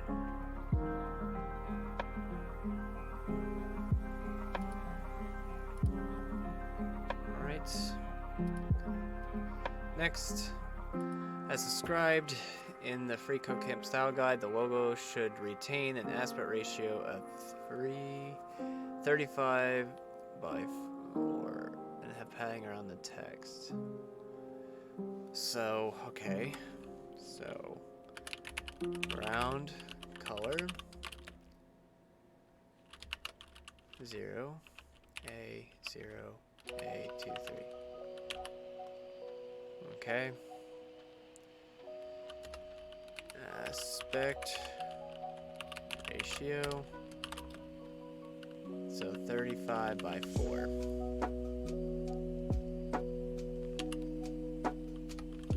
Padding 0.4 REM.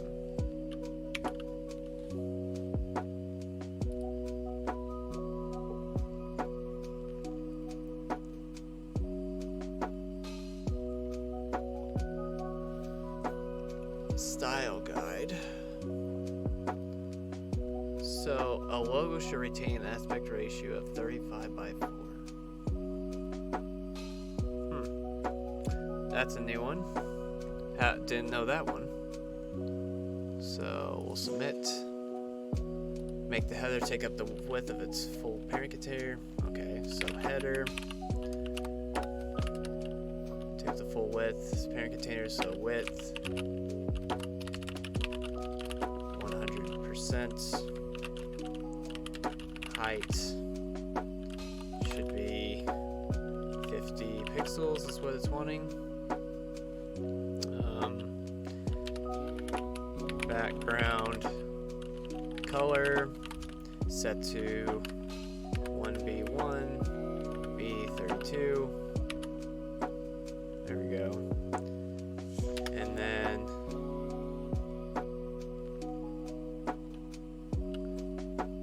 set display to use Flexbox. So I like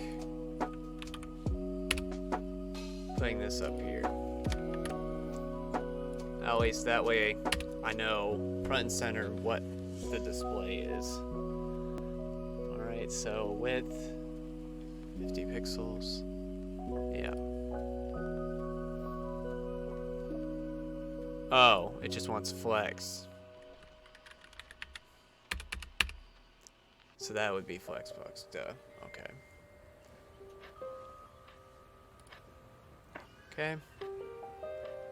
And I assume the H1 would be a flex element. So change the H1 font color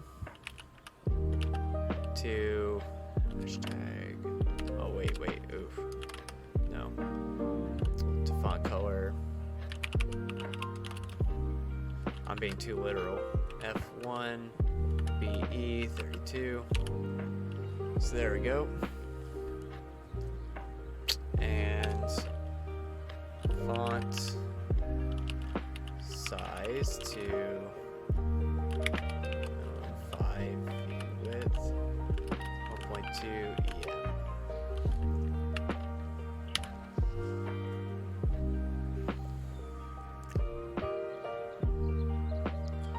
Not too bad.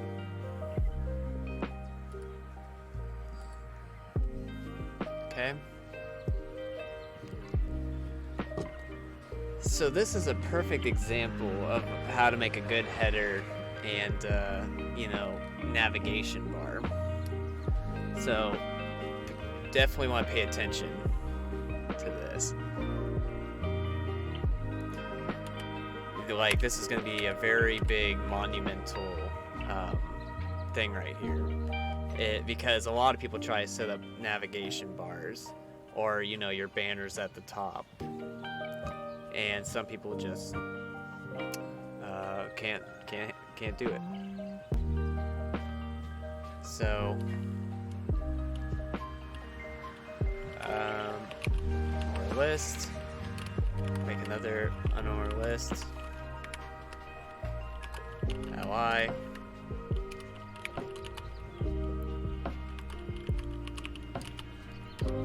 Oof. That That tripped me out a second.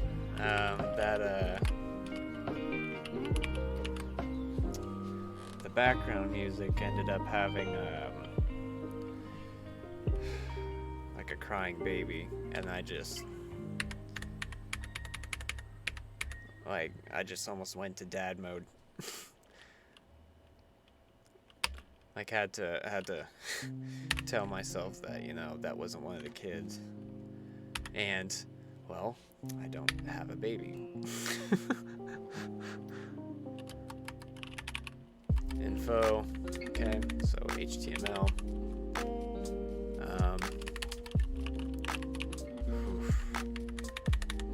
It's one of those just harder things to shake off.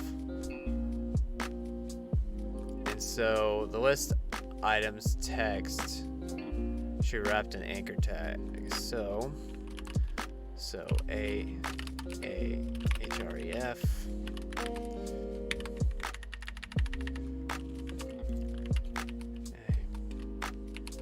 So there's one anchor tag,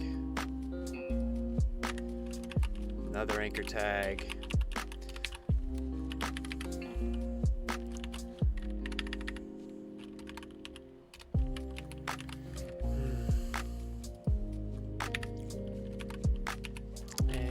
Href. Okay. Then we have A here. Okay. So as you can see right here, they're a darker color. But there we go. We have all the listed items. So we're going to probably get rid of all those the styles. Ugh. Okay. I'll take this off. It's getting too hot. It was cold down here and now it's too hot.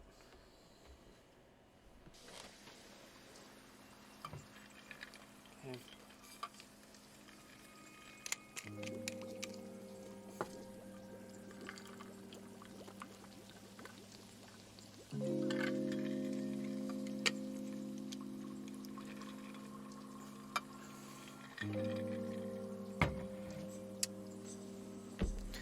All right, so let's go to the next one. 15.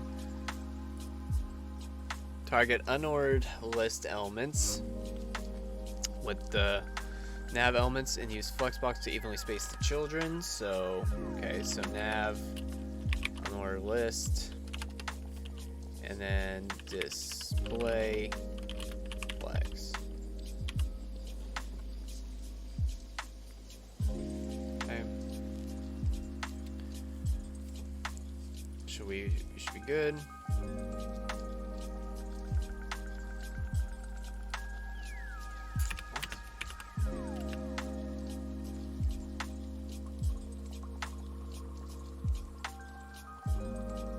Oh,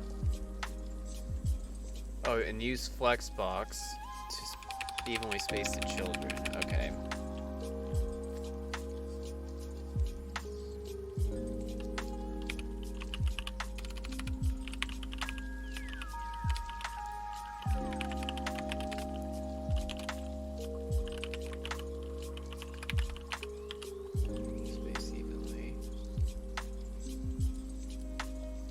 Assume, yeah, okay, so we still have to do that. Yeah. So what? I'm gonna have to get a reminder on this greater than or less than symbols.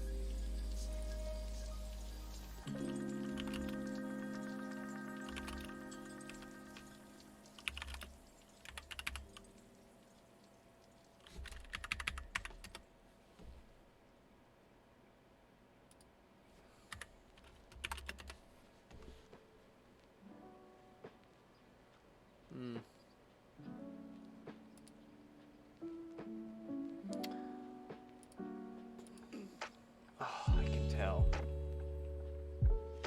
So if you use a space, the descendant selector, it will target all those tags within that container. But if you use a greater than sign, it will target elements which are direct children of a particular element. Okay. So the nav, the UL, is like the direct first direct children of this element. Okay. If you use a plus sign, is the adjacent sibling common area. It combines two sequences of symbol selectors having the same parent, and the second one must come immediately after the first. So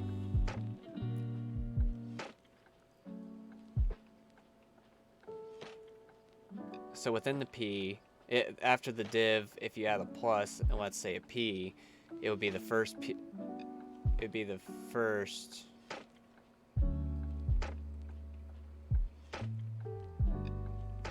It would use the second element.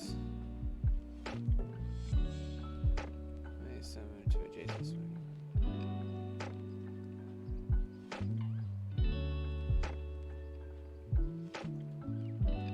Okay. So if you use an ampersand sign or the squiggly, that will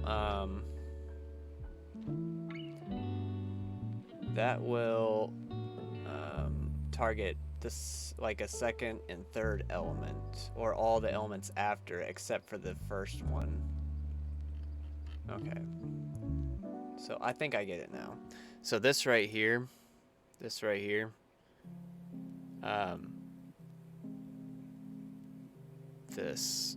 greater than right here symbol is basically saying that the unordered list that directly is a descendant of nav.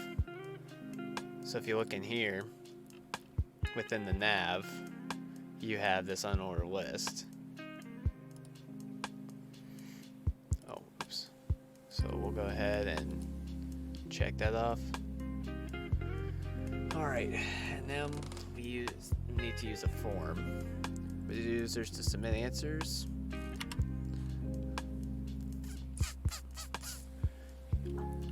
Separate the content within the form using section elements.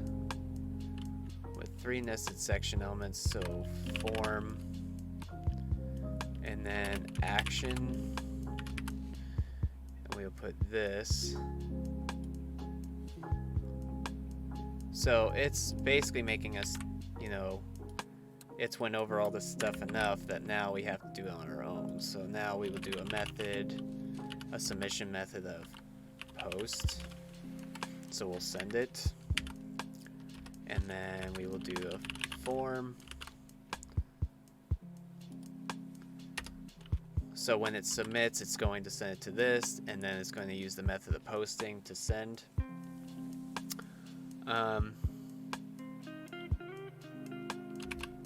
And then we will use a section. Section.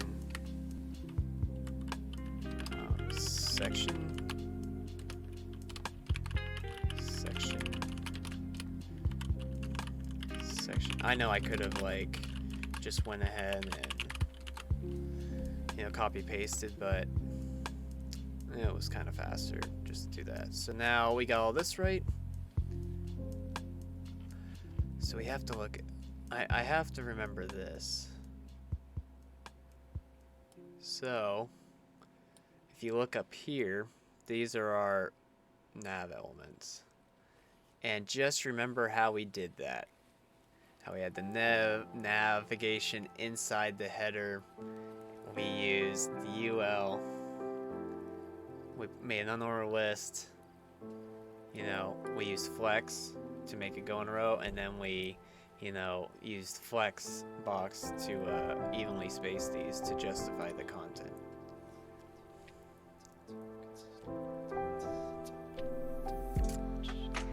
Okay.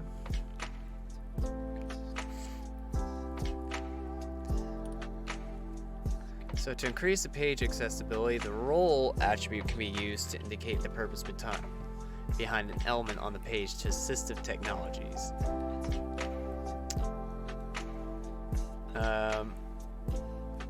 The role attribute is part of the web accessibility initiative and accepts preset values. So give the section elements the region role. So role region role region, and then we have role region. There we go.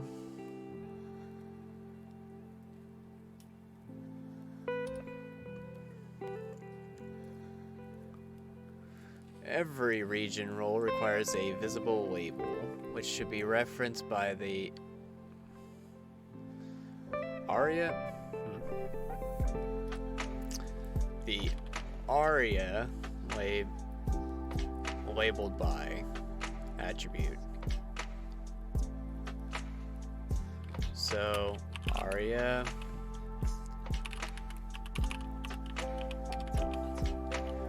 labeled by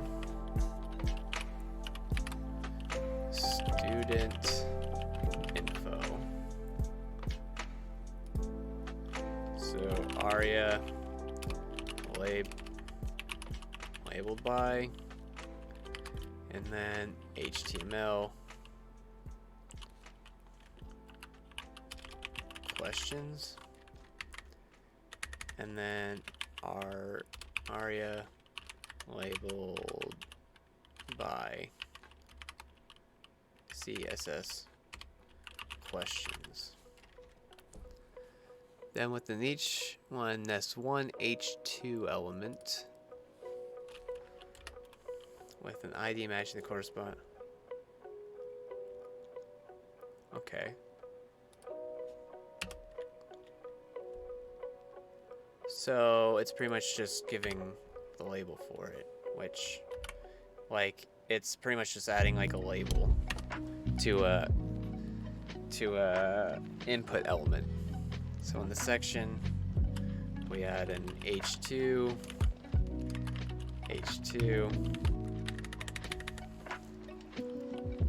ID,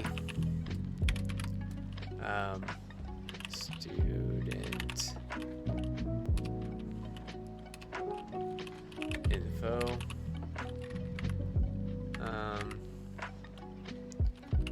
H2. Okay, and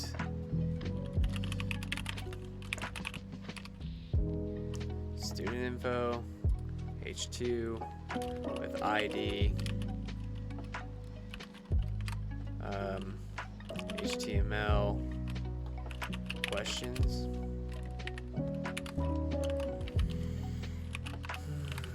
and then we will do HTML questions. Then here we will do an H2 ID,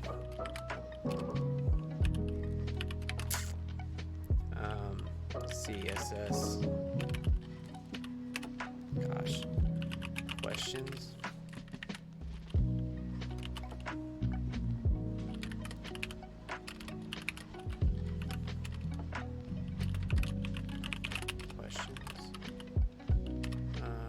H2. Okay. There we go.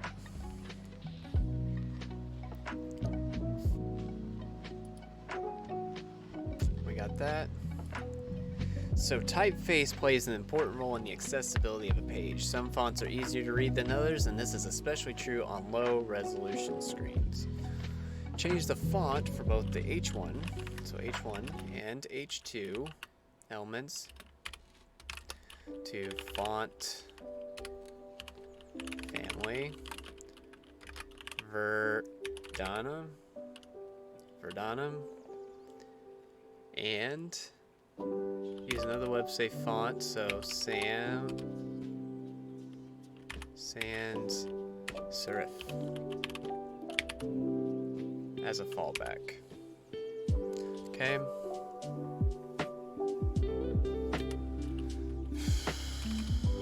Okay, so we will also add an H2 elements.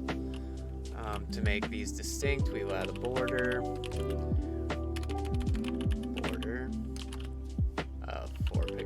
Border bottom. 4 pixels. Solid. Hashtag DFDFE2. Okay.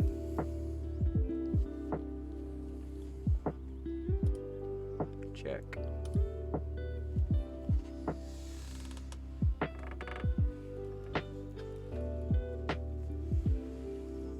Okay. So within one of these, we're going to do a href tag, even though we already did this, to the elements. So the ID student info href HTML questions, and then the last one, href CSS questions. Check.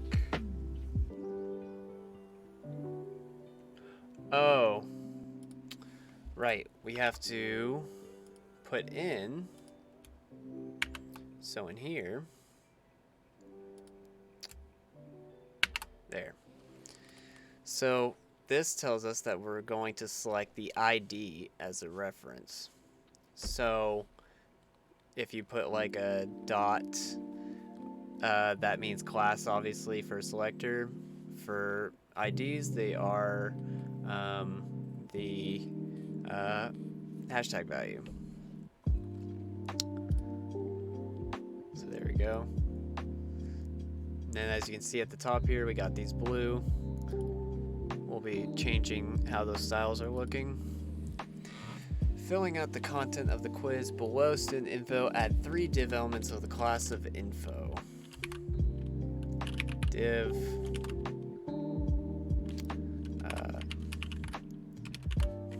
so class info. So go ahead and take these.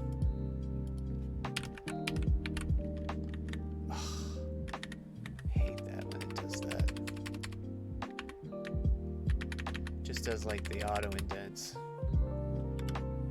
Okay. With it, oh, okay. That's why you gotta read the second parts. Jumping ahead of myself.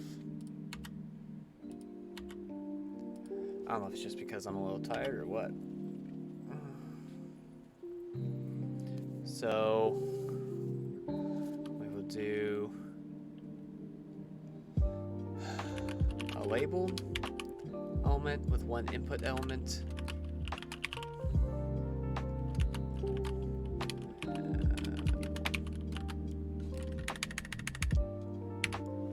Okay.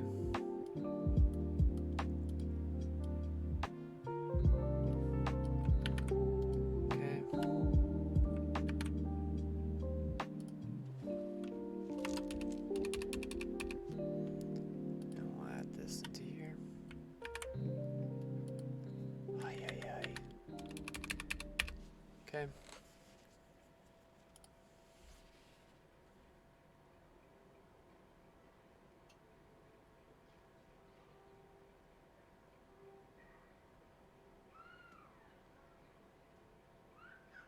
What?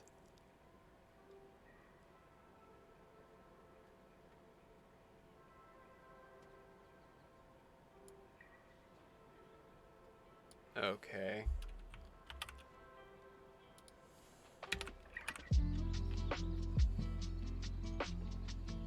So we're not putting it inside there this time?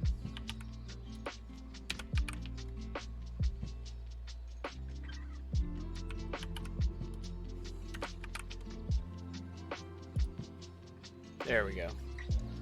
And then we'll do the 4, and then it'll be here. Okay, I got you.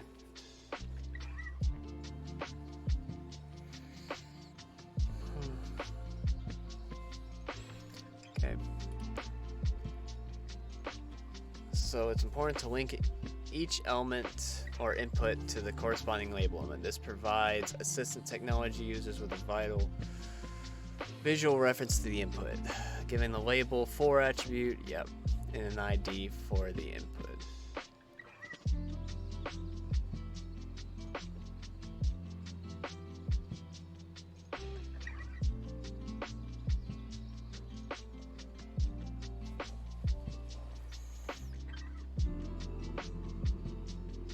Okay. So section will take a student's name, email address, and date of birth.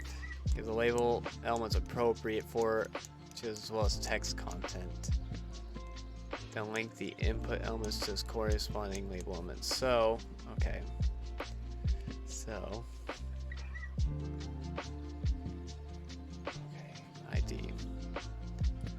So, student's name. So 4 will be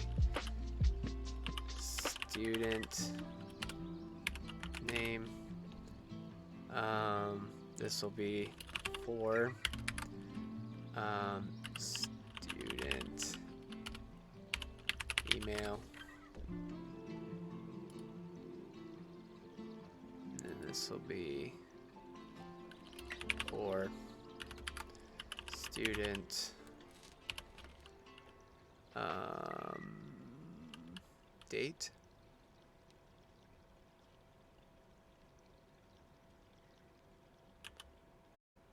DOB. Okay, for date of birth. Okay. 4 attributes as well as text content. So student name. So name. Okay. Then we have email. And we have DOB. Okay.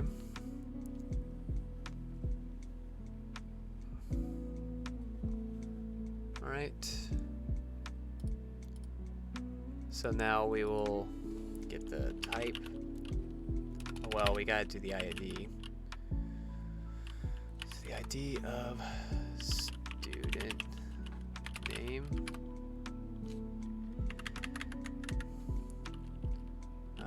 ID,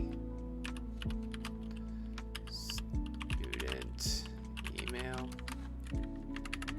and then for here the input ID, student date of birth.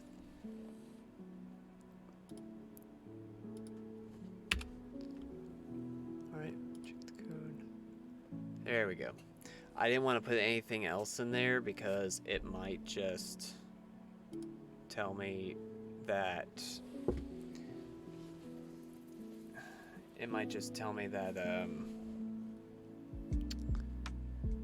or it might just reset it. That's what I meant. So keep in mind best practices for form inputs. Give each input an appropriate type and name attribute, then give the first input a placeholder attribute. So first input, only the first input. Okay, so name, well, name, so name, type, text, and folder.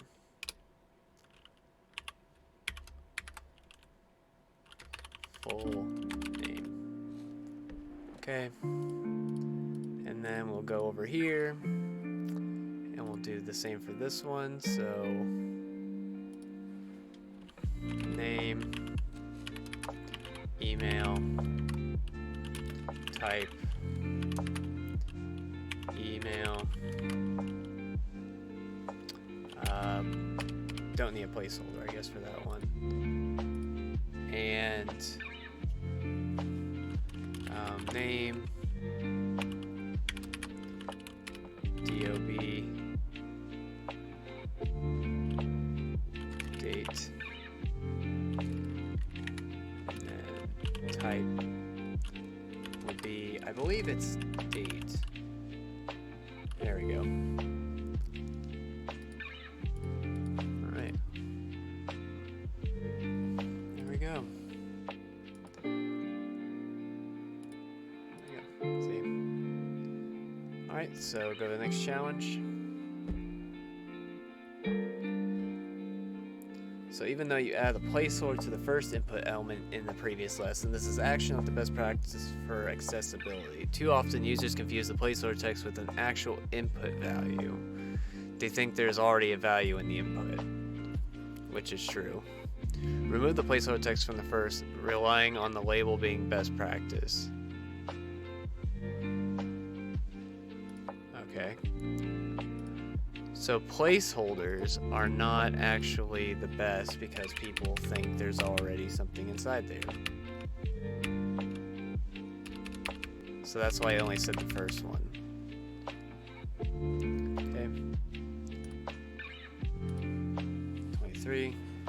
Date of birth is not descriptive enough. This is especially true for visually impaired users. One way to get around such an issue without having to add visible text to the label is to add text only a screen reader can read.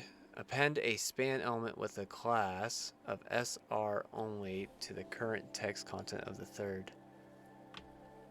Okay.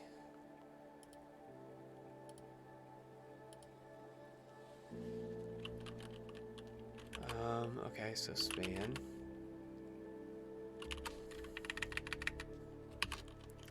Span. So class only. Okay.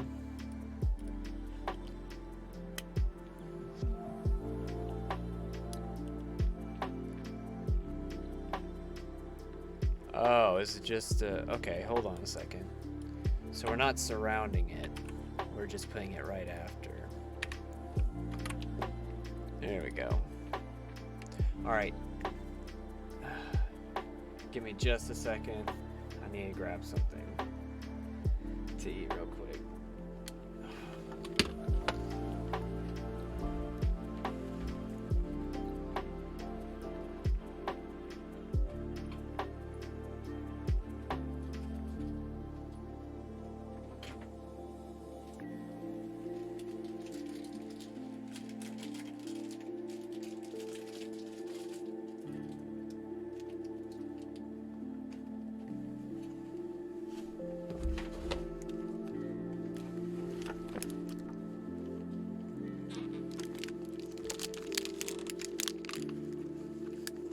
Alright.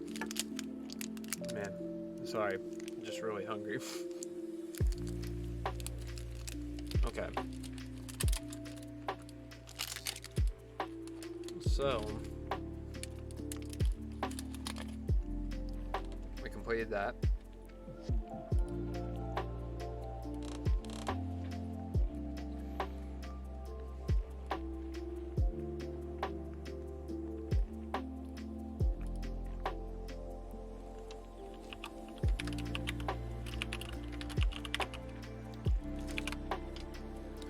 Add date of birth to the span element.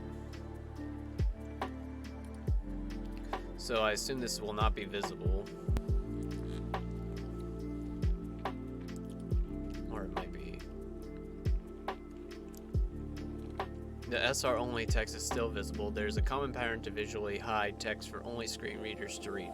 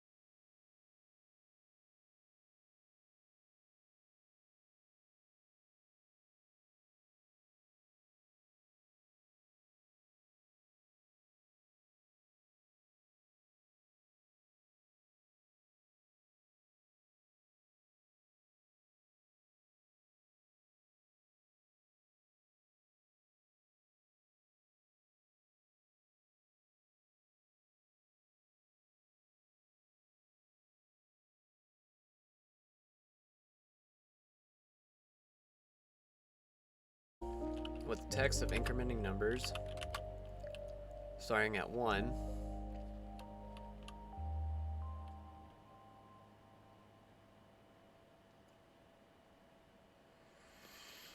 Wait, what? Add 1 with a text of incrementing numbers starting at 1.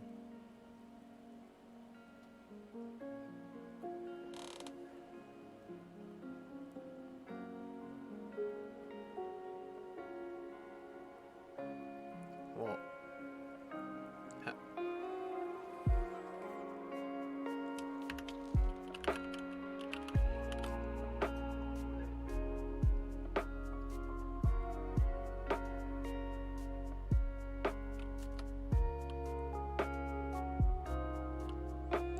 so, okay. Set.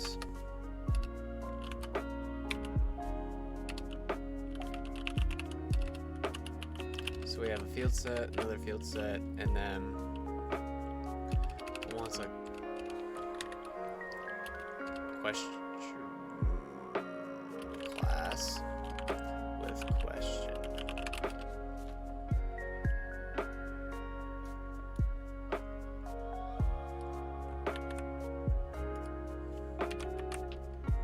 I think that's what it's wanting.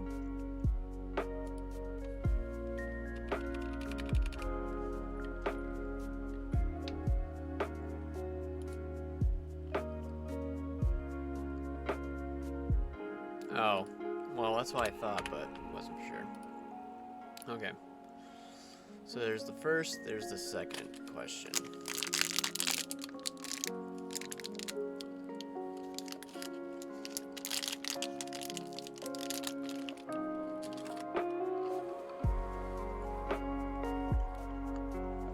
Alright, so then go to the next challenge. So each field set will contain a true-false question. Within each field set, nest one legend element and one UL element with 2 options.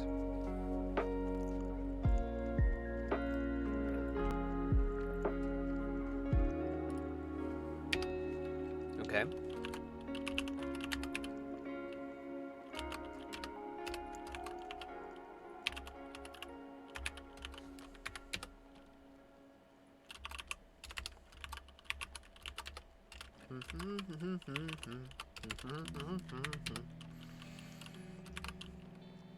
Okay. And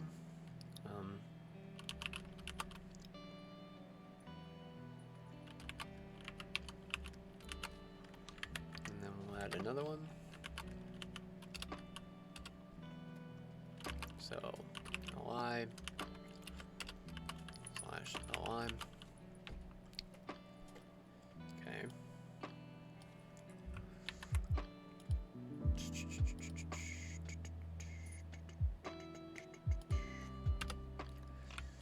There we go. No. I need all of these.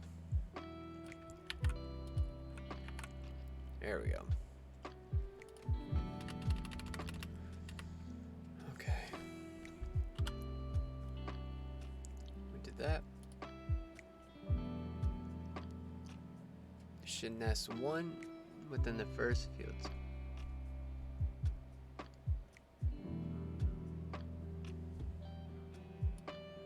Oh, okay. Hold on. Make the legend here. And then we make this.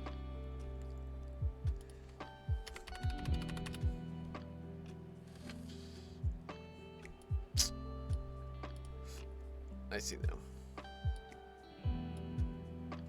And I could just go and throughout the time, but just do this.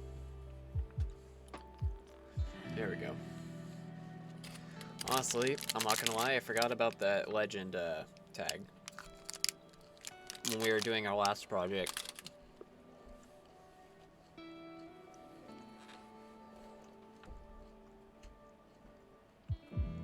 Alright, so then go to the next challenge.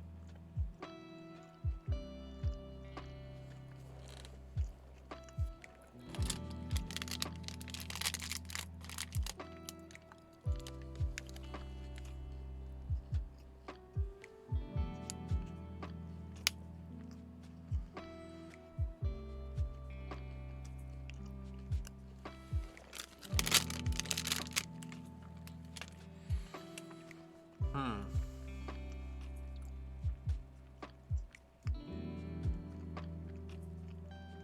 right.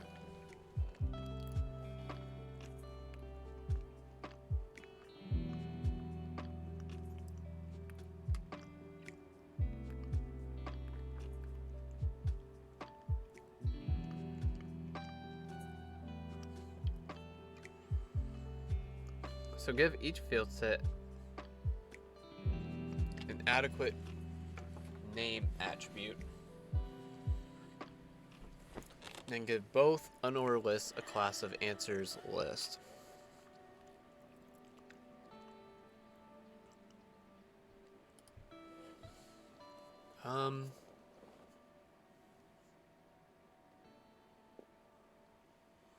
Oh boy. So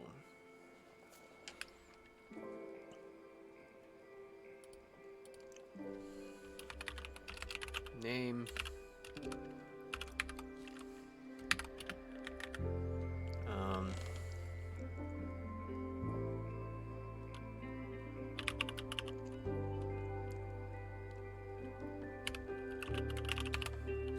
first question.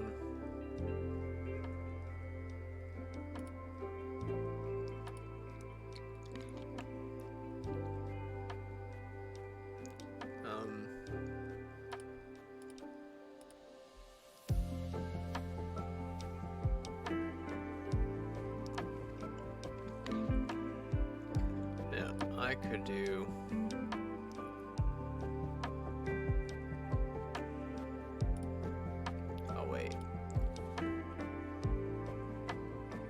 yeah, I might as well just put it after. So name, second question.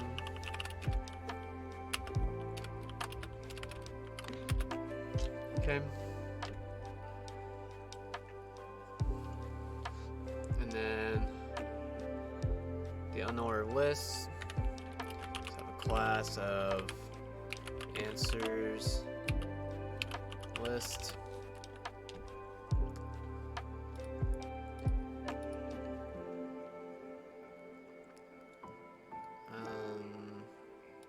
Yep.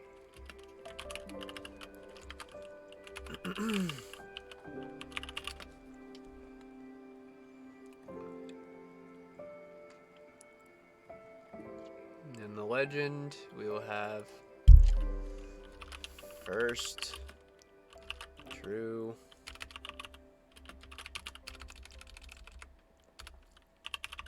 false. I know, I'm very generic. No, second legend, second, true, false.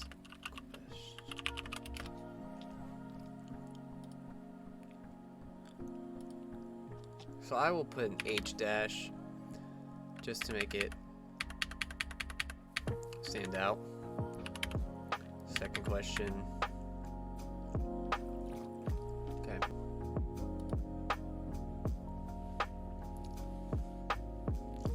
Okay. Submit. To provide the functionality, the true-false questions will be a set of inputs which will not allow both to be selected at the same time.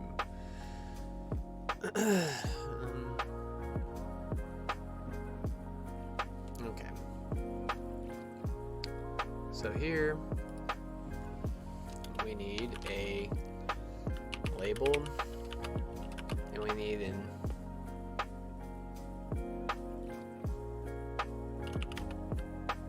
input, and we need a label.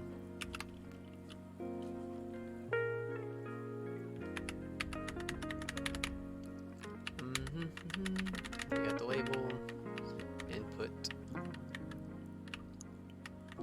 and then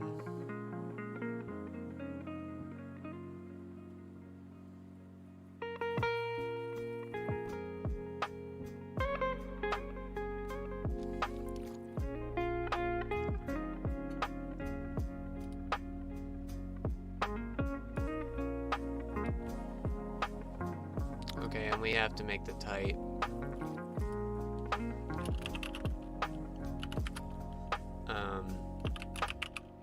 radio button.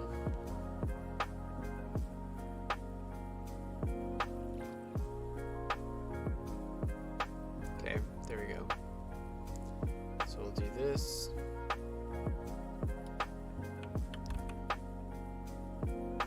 We'll throw that in here. We'll also throw that in here and in here. There we go. So now we have 2 radio buttons here. It should be good. Got the next challenge. Okay. So add an ID to all your radio inputs.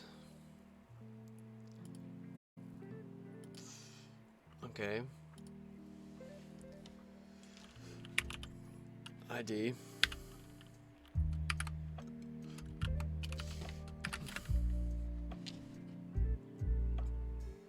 Give the first one an ID of, okay, so it's actually giving one.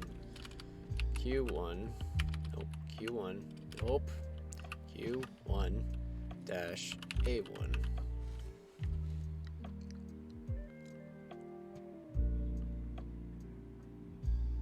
Okay. So we'll get ID. And we'll do Q2, okay, 1, A2. And then we'll go to here. Give this one an ID of Q2 A1. And then an ID of Q2 A2. Okay. Respectively. Here we go. Oh, guys, we just hit our 3-hour mark. And we're on step 30, which I believe there's 60, 65, something like that. I think I'm gonna call it here, and we'll just have to pick up on the next session. I'm getting tired, and I don't want to push past 3 hours. I think on Friday I will, and I'll finish this up, and then we should also be able to do our the final or the certificate, that tribute page. But yeah, I think this is a good stopping point for right now. We're at 30, kind of near the halfway point for this section, this course. So with that being said, like I said, check out the Discord page if you want to. That's up now. I hope you all have a good night. We'll pick this up later. Thank you guys for kind of sticking around a bit longer. And yeah, I hope you guys have a good day at work tomorrow, or school, or wherever you're going tomorrow. And you know, we'll pick this back up. I don't know. I might finish this part 2 just tomorrow and just do half, so it'd be a very short stream like session just to get it done. But then maybe Friday is when we'll do the actual